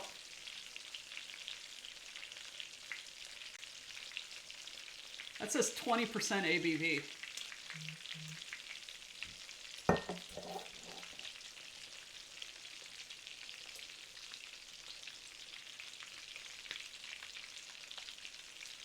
Ooh.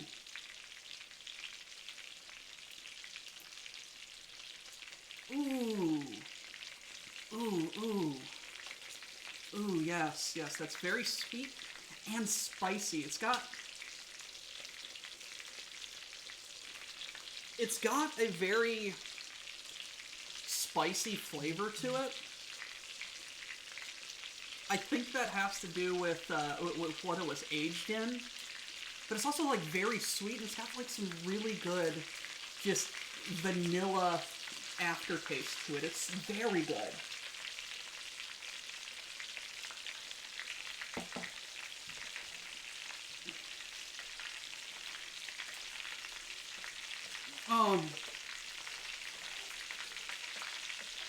I absolutely love port. Not just because it's absolutely nothing futs on ABV, but because it's very, very tasty. And also,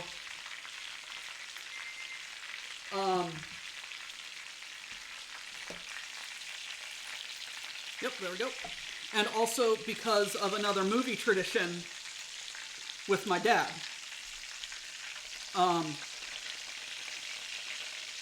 My dad and I very much enjoy watching all the different versions of Christmas Carol. And in one of the versions of Christmas Carol, in which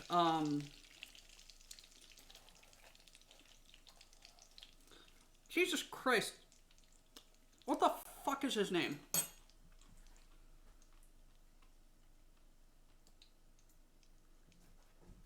Does anyone know the name of the judge from Miracle on 34th Street?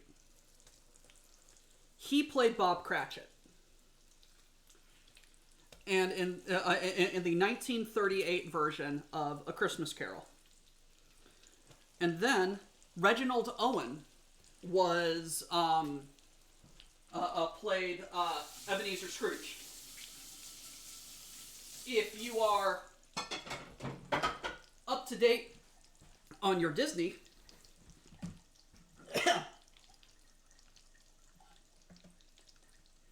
if you are up to date on your Disney, Reginald Owen is Admiral Boom from Mary Poppins. Gene Lockhart, yes.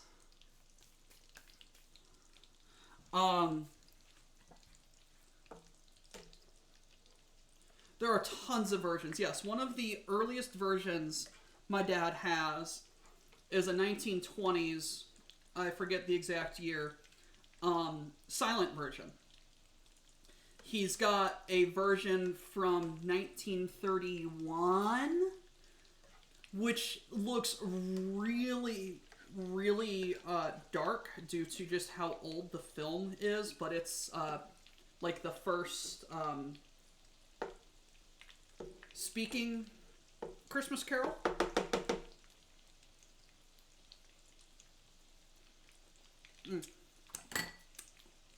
There's Reginald Owen. There's one from the 40s. There's multiple versions. Our absolute favorite version of A Christmas Carol is Albert Finney in Scrooge.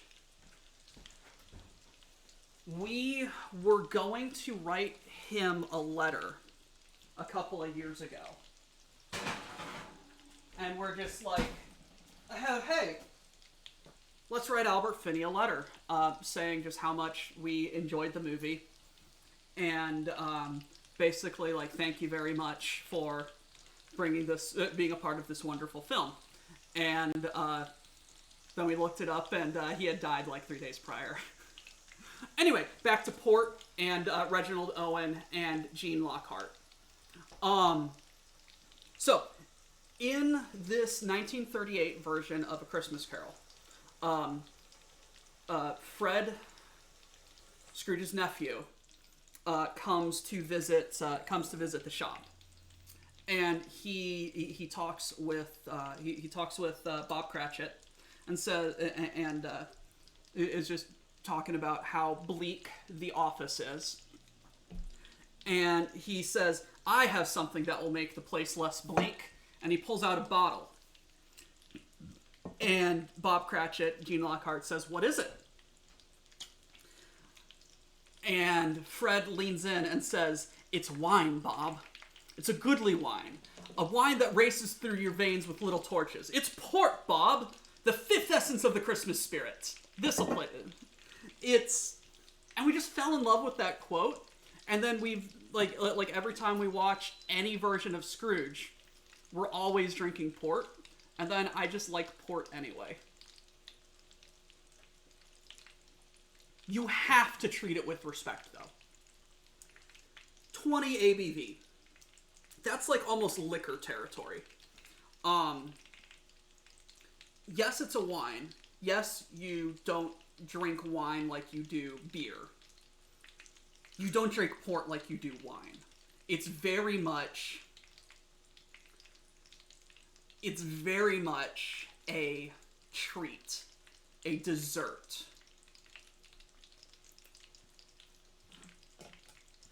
Treat it with respect because it will fuck you up. So as a Christmas Carol aficionado, what is your opinion of the Muppets version?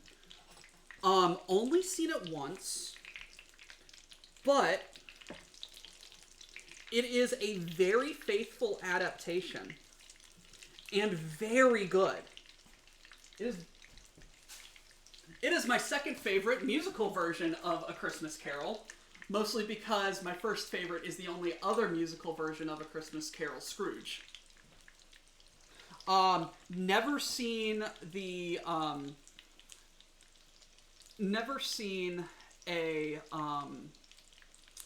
Bill Murray version, so I have no opinion on that. There's a movie that is inspired by Christmas Carol that we discovered this past Christmas called A Carol for Another Christmas, in which a father whose son died in the war is a right asshole and is visited by spirits who do the entire Christmas Carol thing. Have I seen the new one yet? No.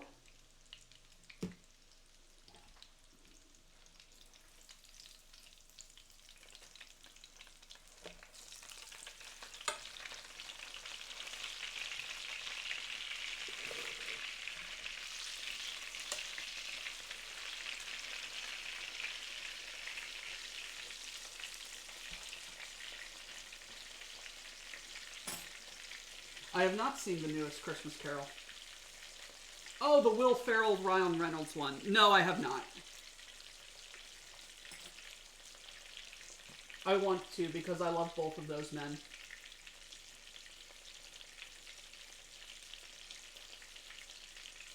I've chugged a pint of wine before. Yes, do not chug a pint of port because it will fuck you up.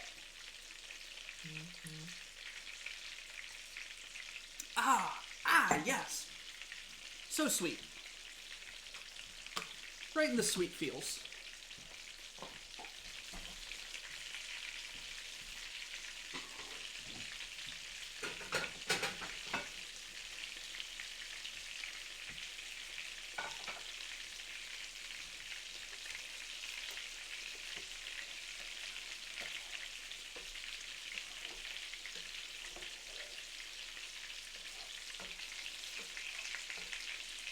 Do not chug a pint of anything over 20%. Yeah, no. That's how alcohol poisoning happens.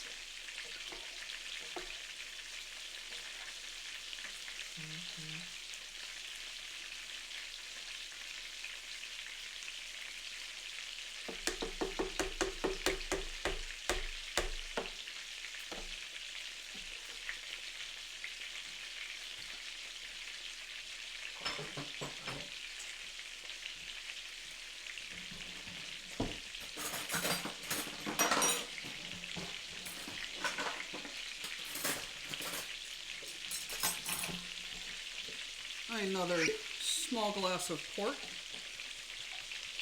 and that will do me.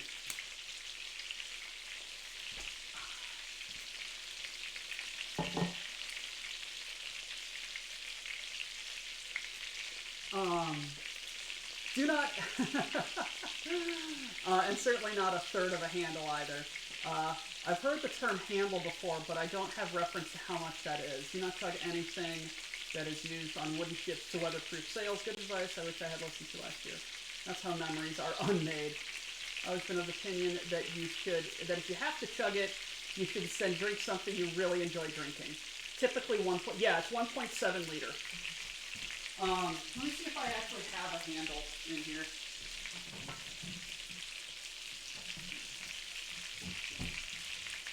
My roommate had a handle of rum.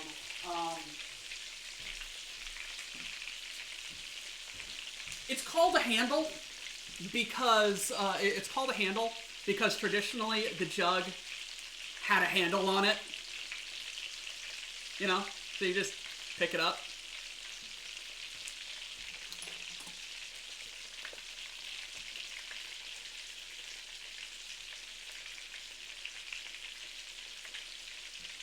Descending into the curry.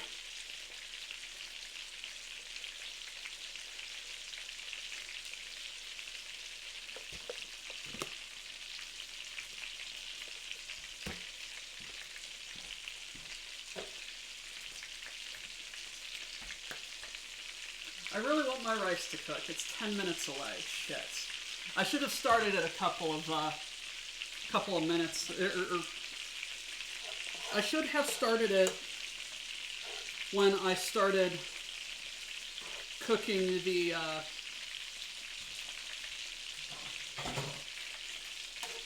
pork chops. But I didn't. No, it's not a green curry.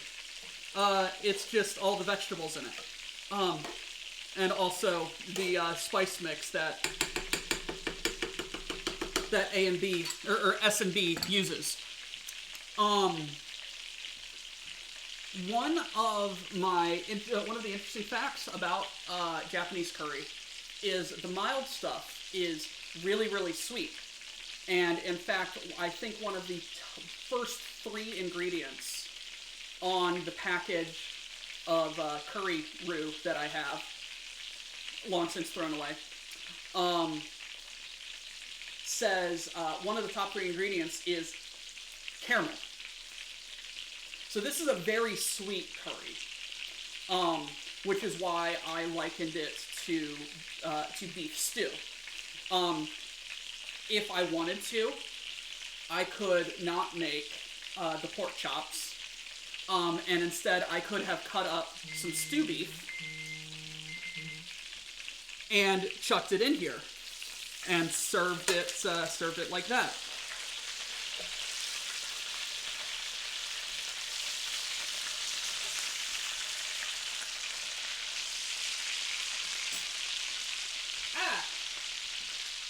That's my neck.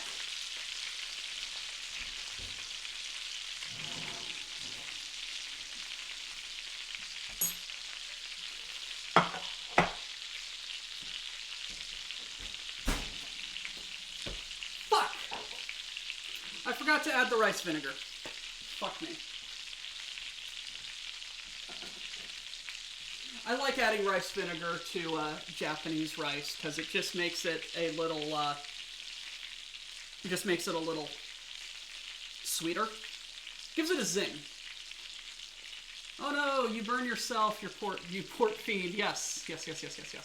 Interesting, I've not ever had sweet curry. I've only had everything taste like fire curry.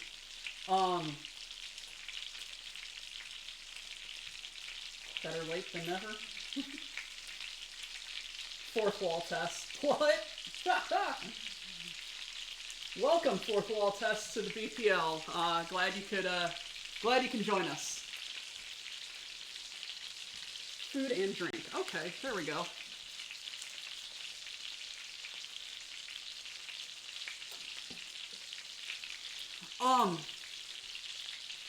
No, yeah. Sweet curry, fire curry, no better curry than Tim. Yep. Man has range. Can go from a vampire that just wants to dick you down to the most charming of naturalists to the creepiest clown. Man's got range.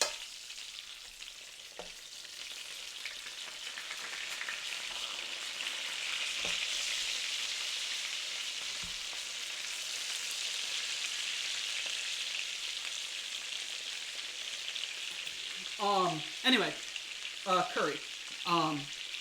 There are spicy versions of Japanese curry. And it's mostly the same ingredients, but with fire added.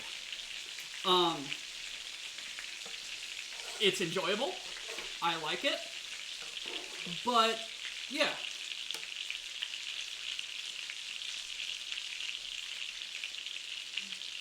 To the one place that's free of capitalism. Space! I love that was the take that made it in, because he was busting up. And if that's the take that made it in, what were the takes that they left out? I want to see a Command and Conquer blooper reel. So bad.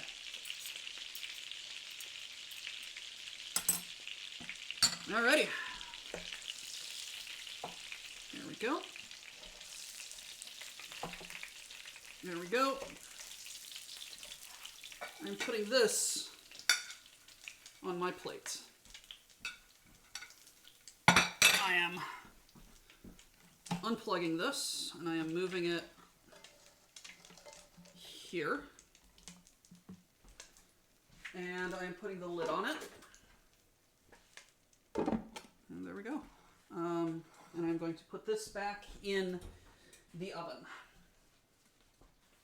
And now, we wait for my rice to cook. Again, I should have started it earlier. That's my bad.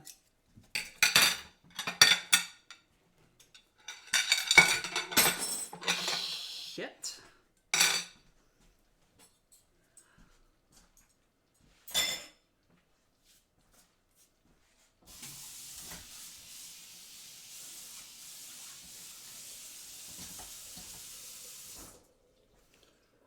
Okay.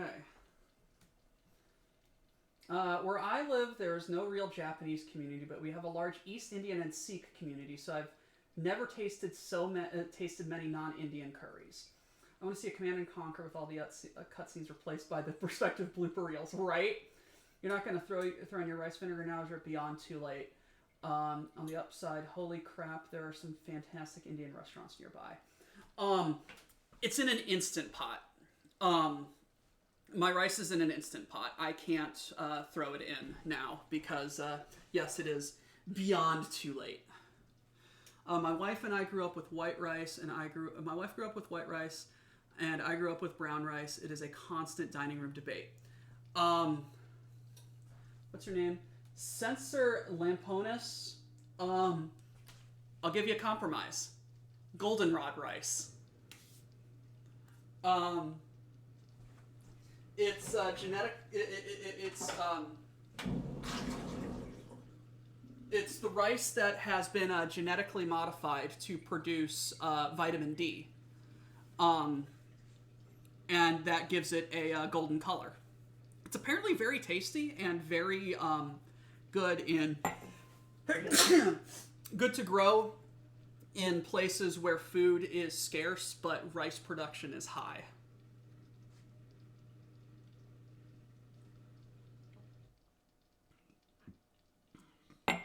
I owe you guys a water break.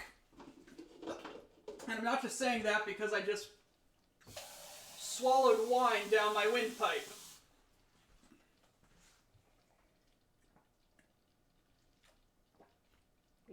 Ah. Ugh.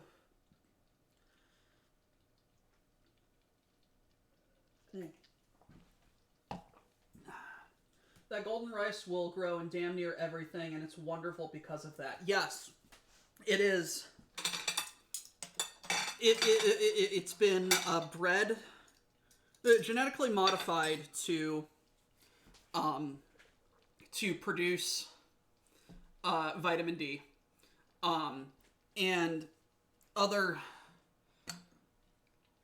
nutrients.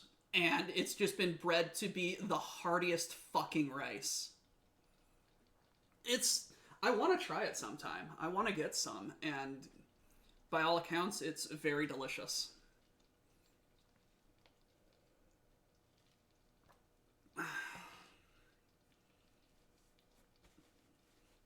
Alright. My Instant Pot is almost done. Do I wait for the steam to dissipate, or do I manually dissipate it? I'm manually dissipating it. Golden rice has saved a fuckload of people from starvation, yes, and it makes my blood boil that cunts who don't know any better are trying to get it branded as evil because it's GMO. It's the rice you can grow on the hood of your car, right? No. For a large portion of Earth's population, rice is a staple food, and it is almost all you can grow and or get. It's also not that nutritionally good for you. It's just starch and carbohydrates. There's not a lot of vitamins and minerals in it. It's just what you get. And goldenrod rice grows just about anywhere that rice does, and has all of the nutrition that people in those scenarios are lacking. And it's one of the... shit, my camera's tilted. I just realized that. Fuck everything. I don't know. But no, it's like goldenrod rice is one of the solutions to ending world hunger. And the cunts who don't know any better, pardon my French, the idiots who don't know any better because, oh no, GMO, we gotta keep things pure, are just like, oh no, it's evil. Well, you want to know something, honey? Selective breeding is a type of genetic modification. Therefore, everything we eat is a genetically modified organism. Get bent. Filler carbs. Yeah, it's great if you're starving or bulking, but yeah, not the most nutritional. I remember a quote that rice is to the world what potatoes were to the Irish, and golden rice will prevent that will prevent there being a blight turning into a famine of billions. That is very, very poignant, Pumpkin. It's very poignant.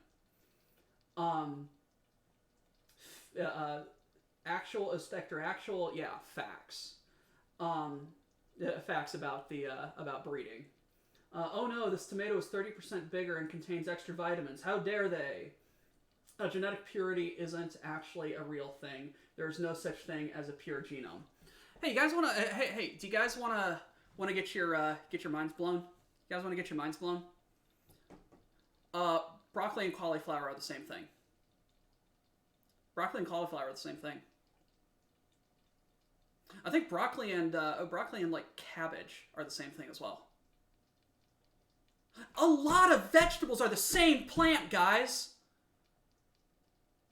Pretty much all the squash we eat is the same. Pumpkins and acorn squash are the same plant. Butternut squash is a completely different plant, but nah.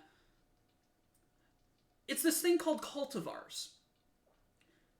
We have manipulated our food to be aesthetically pleasing and tasty to us. We have been modifying our food since the dawn of agriculture. We took grass that we had found overgrown and picked up a seed from it, put it in our mouth, and was just like, I can do some things with this.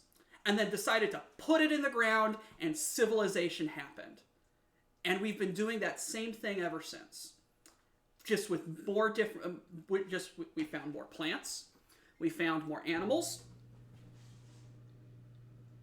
We found more animals. And then we made different plants, and we made different animals with those plants and animals. There is nothing that we eat that has not been genetically modified.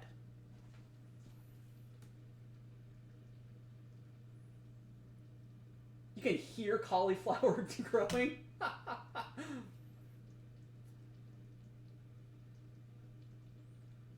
You made up that quote and attributed it to someone else in case there was shit. Mwahaha. But no, it's real facts. Golden rice will prevent a famine. You want to have your mind blown? You can hear cauliflower blowing. You're the first WBPL host to pronounce my username right. Spectre Actual. What did it say? Spectre? It creaks because it grows so fast. Agriculture is screwy. Fox Kiwi wife is a plant scientist and has to deal with her anti-GMO families. Oh shit, I feel sorry for you. Corn used to be like any other tropical grass, tiny itty bitty seeds. And all colors of bell peppers are actually the same fruit, just at different levels of ripeness. Which is why green peppers are bitter, because they're not ripe. Broccoli, cauliflower are the same plants as Brussels sprouts, kale, and kohlrabi. He's very good at that. Did the same for me. Rail Mirrodin. I must disagree. There is such a thing as Chuck Norris. Obvious Chuck Norris joke. Humanity saw the bounty of nature and said, "We'll make this better for us." There's a theory that our agricultural plants are not are actually using us, and we are the cultivation, not them. That is an interesting theory.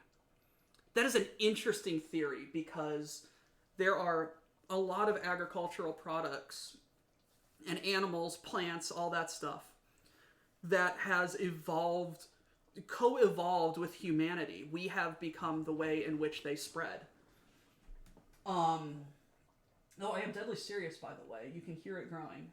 Listen to it sometimes. It's awesome and vaguely spooky. You usually get spectra. I love asparagus. I know how to pronounce specter like that because that is a very European way to do an RE or ER ending. Also, I play Mass Effect, and the group the group of people are called specters.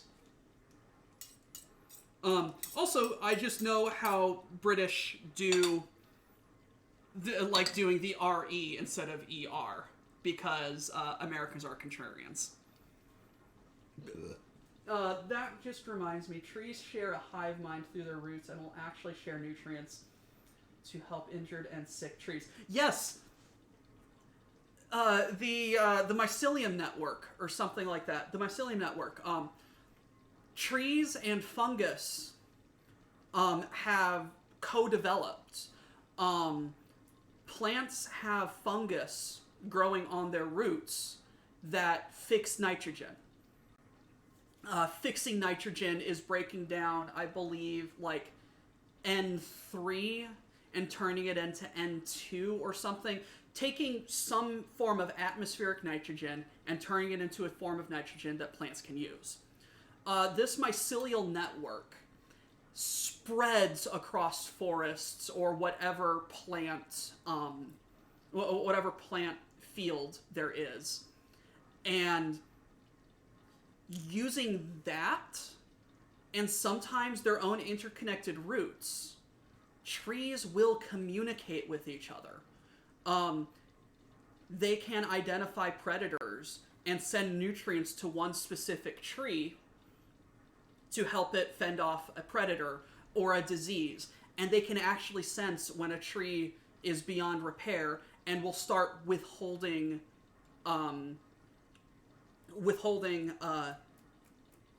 nutrients and whatnot from it. We know this because there's a fascinating experiment in which scientists irradiated a tree, gave it some low-level radioactive elements, put it in it somehow. And then they discovered that it was in several trees in a very large radius around it. Plants are fucking awesome. The James Bond way as well. Aspen stands are actually one organism and multiple offshoots from the same ground. There's a strong possibility that dogs have been domesticating us for as long as we have them. If you think about it, animal friendliness may be introduced traits of friend. That's why certain funguses can be so dangerous to trees, and they draw nutrients from others and can ruin trees not yet affected by the con. Talk about tree euthanasia during my current video. Right. One more thing. Yes, about the aspen. Stands. What is the biggest organism in the world? What's the biggest organism in the world?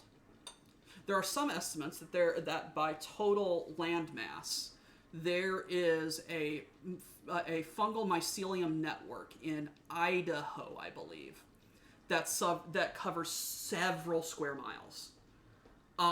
Essentially a giant fairy ring. The largest, heaviest organism is estimated to be in a stand of aspen trees, I believe in Utah. And all the trees in this forest are genetically the same tree. It's insane. All right, let's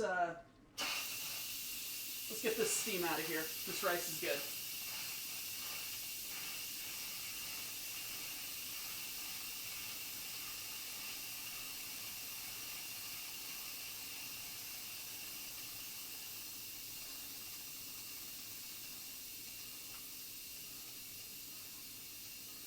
The topics we get up to in the BPL.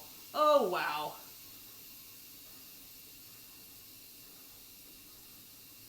It's an entire forest from what I've heard. Yep. There's one in Vermont, I think, that covers most of it. Yeah. Depending on your definition of organism, you could make an argument for the entire biosphere. Yeah. The one in Utah is called the Pando. Which is why the human trait of putting things into categories gets all fucky after a while. Yep. If we don't stop the Pando tree colony in Utah, it might take over the, no. Right? I believe there is an evergreen tree in Norway called Cujo. Old Cujo. That is one of the oldest trees in existence. And it's an evergreen tree, and one of the reasons why it has survived for so long is because its particular species of tree, when a limb touches the ground and gets buried, it comes back up as another tree trunk. It sprouts roots, and it basically makes another offshoot of the tree. Doozaloo. I'm just lurking. I love this stream. Right? Pumpkin, you want to talk about fucked up growth? There's a plant that outright covering parts of Florida. Kudzu vines. Kudzu is an invasive species of vine that was introduced into Florida that has no known predators and is out competing native plants and is destroying large swaths of the Floridian biosphere. I believe it was introduced on the sides of highways as an earth retaining plant because it grew so well that it would keep the earth and slopes intact. And now it's a problem. Tonkatsu curry. What's the difference between normal curry, though, to be fair, I've never seen any curry myself. Actually, curry, that is. People here in Colorado, co-plant crawler vines as decoration is pissed off in Colorado. Fun fact, apparently Kudzo tastes quite nice. Kills whole pine trees, right? Right? Yeah, no, it's absolutely knucking futz. Anyway, on to happy times. I'm going to eat curry. To scroll up to Mr. Mad Cow Lad's question. What is the difference between normal curry and this curry? So there are three main varieties of curry. There's Indian curry, which is more of a sauce, in my experience, that you dip things into and scoop up and eat, like with naan bread and stuff. Then there is Thai curry, which is more soupy and served over rice.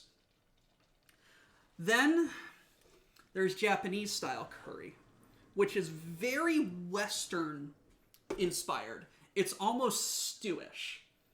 And what makes this tonkatsu curry is because this is a fried pork chop. There you go.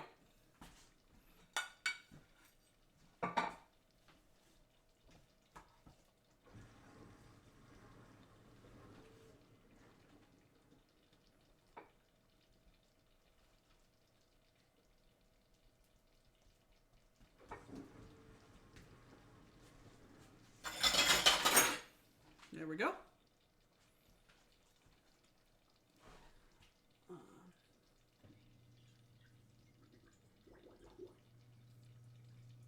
Oh yeah.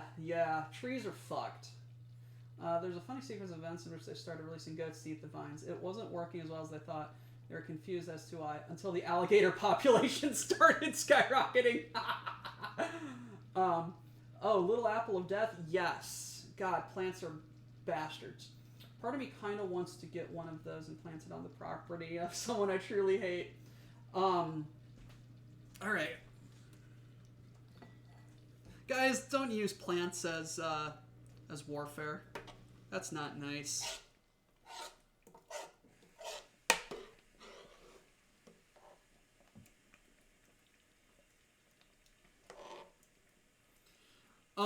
So the same thing has kind of happened with the potatoes in here that happened with my Irish stew. All those months ago. The potatoes have kind of dissolved and helped thicken up the curry.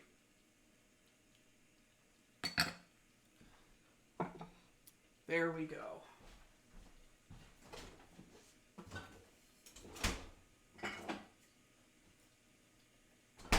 Let's add some soy sauce to this mofo.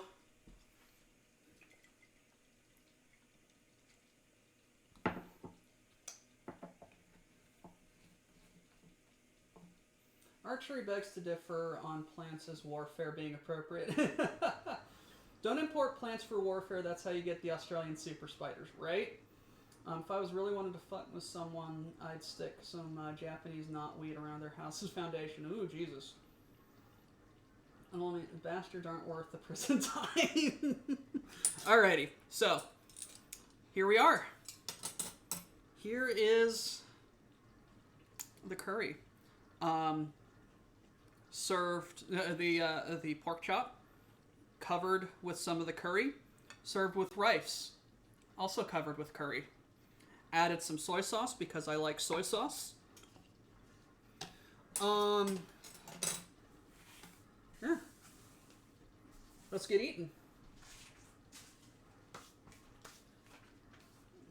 I am agitated that I cannot smell this food. Oh, it is so good. Oh, it smells so good. When I saw BPL cooking, I imagined utter abomination. No. Mirja, we cook good. Oh my gosh, we cook good. If you see my past VODs, I've cooked a lot of really good stuff. At the meetup, we stopped by a Legionnaire by the name of Caterham7, and he gave us barbecue to bring down to the meetup, and my God, it was so delicious. We have a cooking club, which as soon as we get that going back up, one of my streams a month is going to be the cooking recipe, or the cooking club recipe. Cooking is serious stuff. All right, let's eat. Let's just have some rice and curry.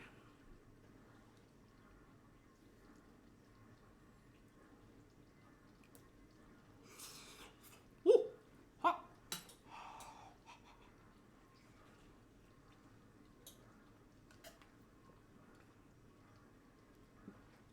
Barbecue curry. How would that work? I want to make it work. How would that work? I can taste it. I can smell it. How would I make it? Oh my gosh.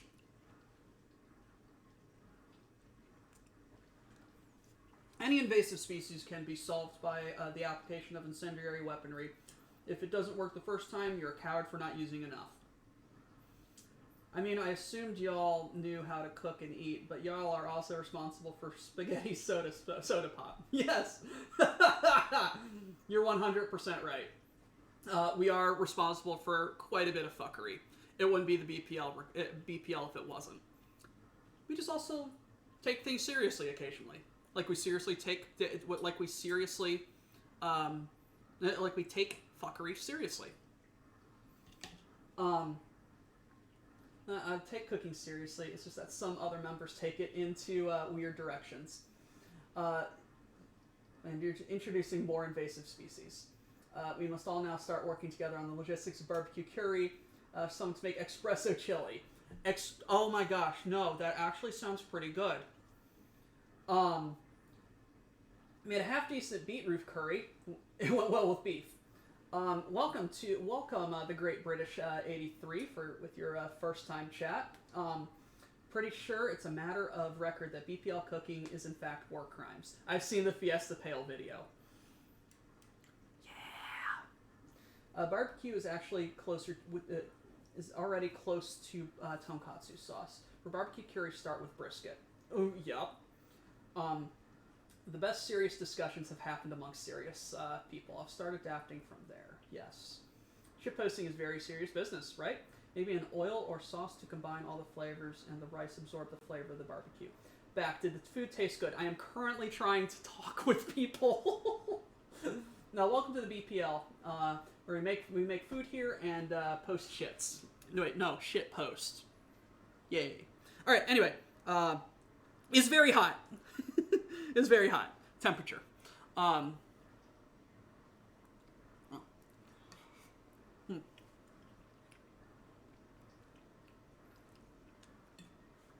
Mostly, it's I did not do anything spice-wise to this. I just tossed the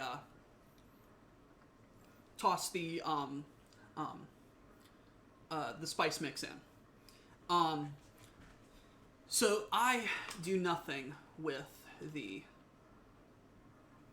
spices, but this is it's a very sweet, very mellow kind of spice, but it's a very warm spice.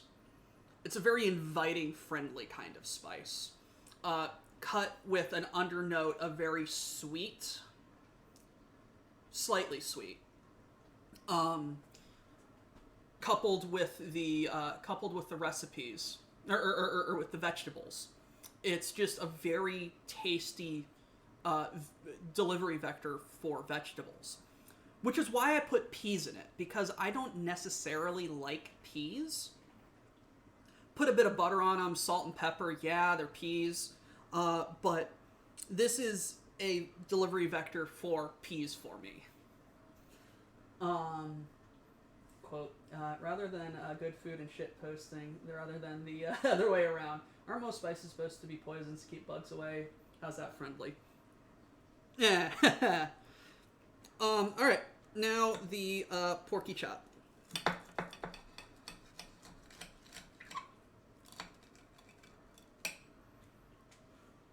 You can see the meat.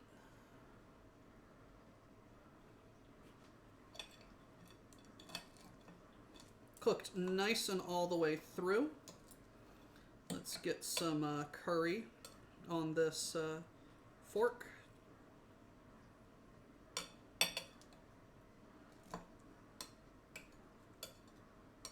And put it in my mouth.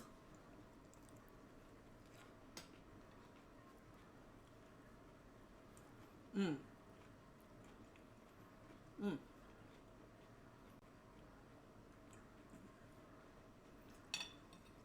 Again, like, it's just pork. It's good pork. I put salt and pepper on this pork. But it's cooked just enough that it's nice and tender. It's very juicy because of the frying. And all on its own, like, you'd say, hey, that's a piece of Wiener Schnitzel. And you wouldn't be wrong. But with the curry on there, like, it just plays all together. It plays all together, and it's very, very tasty. If I'm not careful,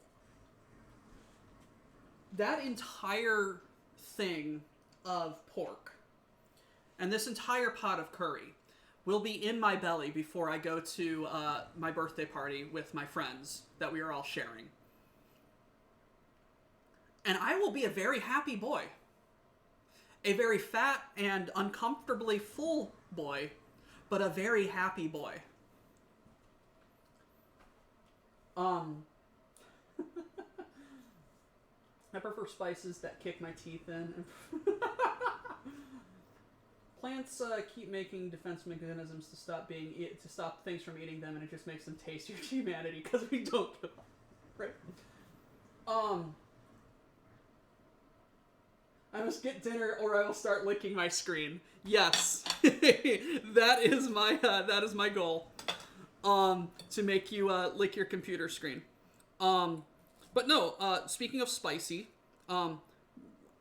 what do we consider spicy food, or what do we consider when we say, "Hey, I'm going to get this spice"? It's usually from a pepper.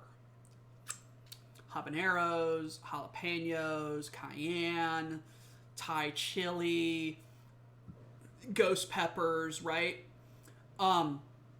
Capsaicin is a defense mechanism that plants, or that the pepper plants developed to prevent themselves from getting eaten by mammals, because they propagate by birds eating the peppers and pooping out the seeds, because birds have evolved to not be affected by capsaicin as much. And then humanity came along and said, "Wow, this tastes like fire!"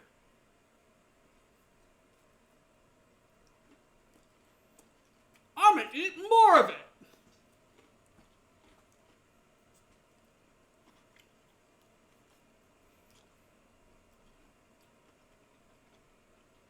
What I love about capsaicin is it actually has a medicinal benefit. Some people with neuropathy rub a capsaicin cream on their feet or their knees or wherever they have the neuropathy. And the capsaicin so overwhelms the nerves that they just shut off. It's fascinating. That and bacon, yes, 100%.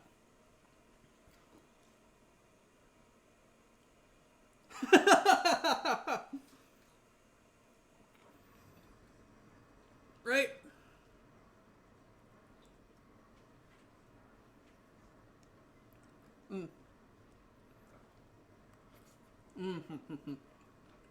Alright, guys. I'm going to sit down and enjoy my wine and eat my curry and torture you guys no longer with super, super tasty food that you cannot have because you don't live in redacted town with me.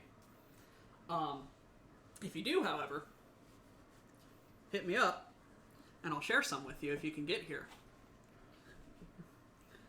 But as that stands, this is Dr. Who of the BPL. Cheers, y'all. Happy cooking.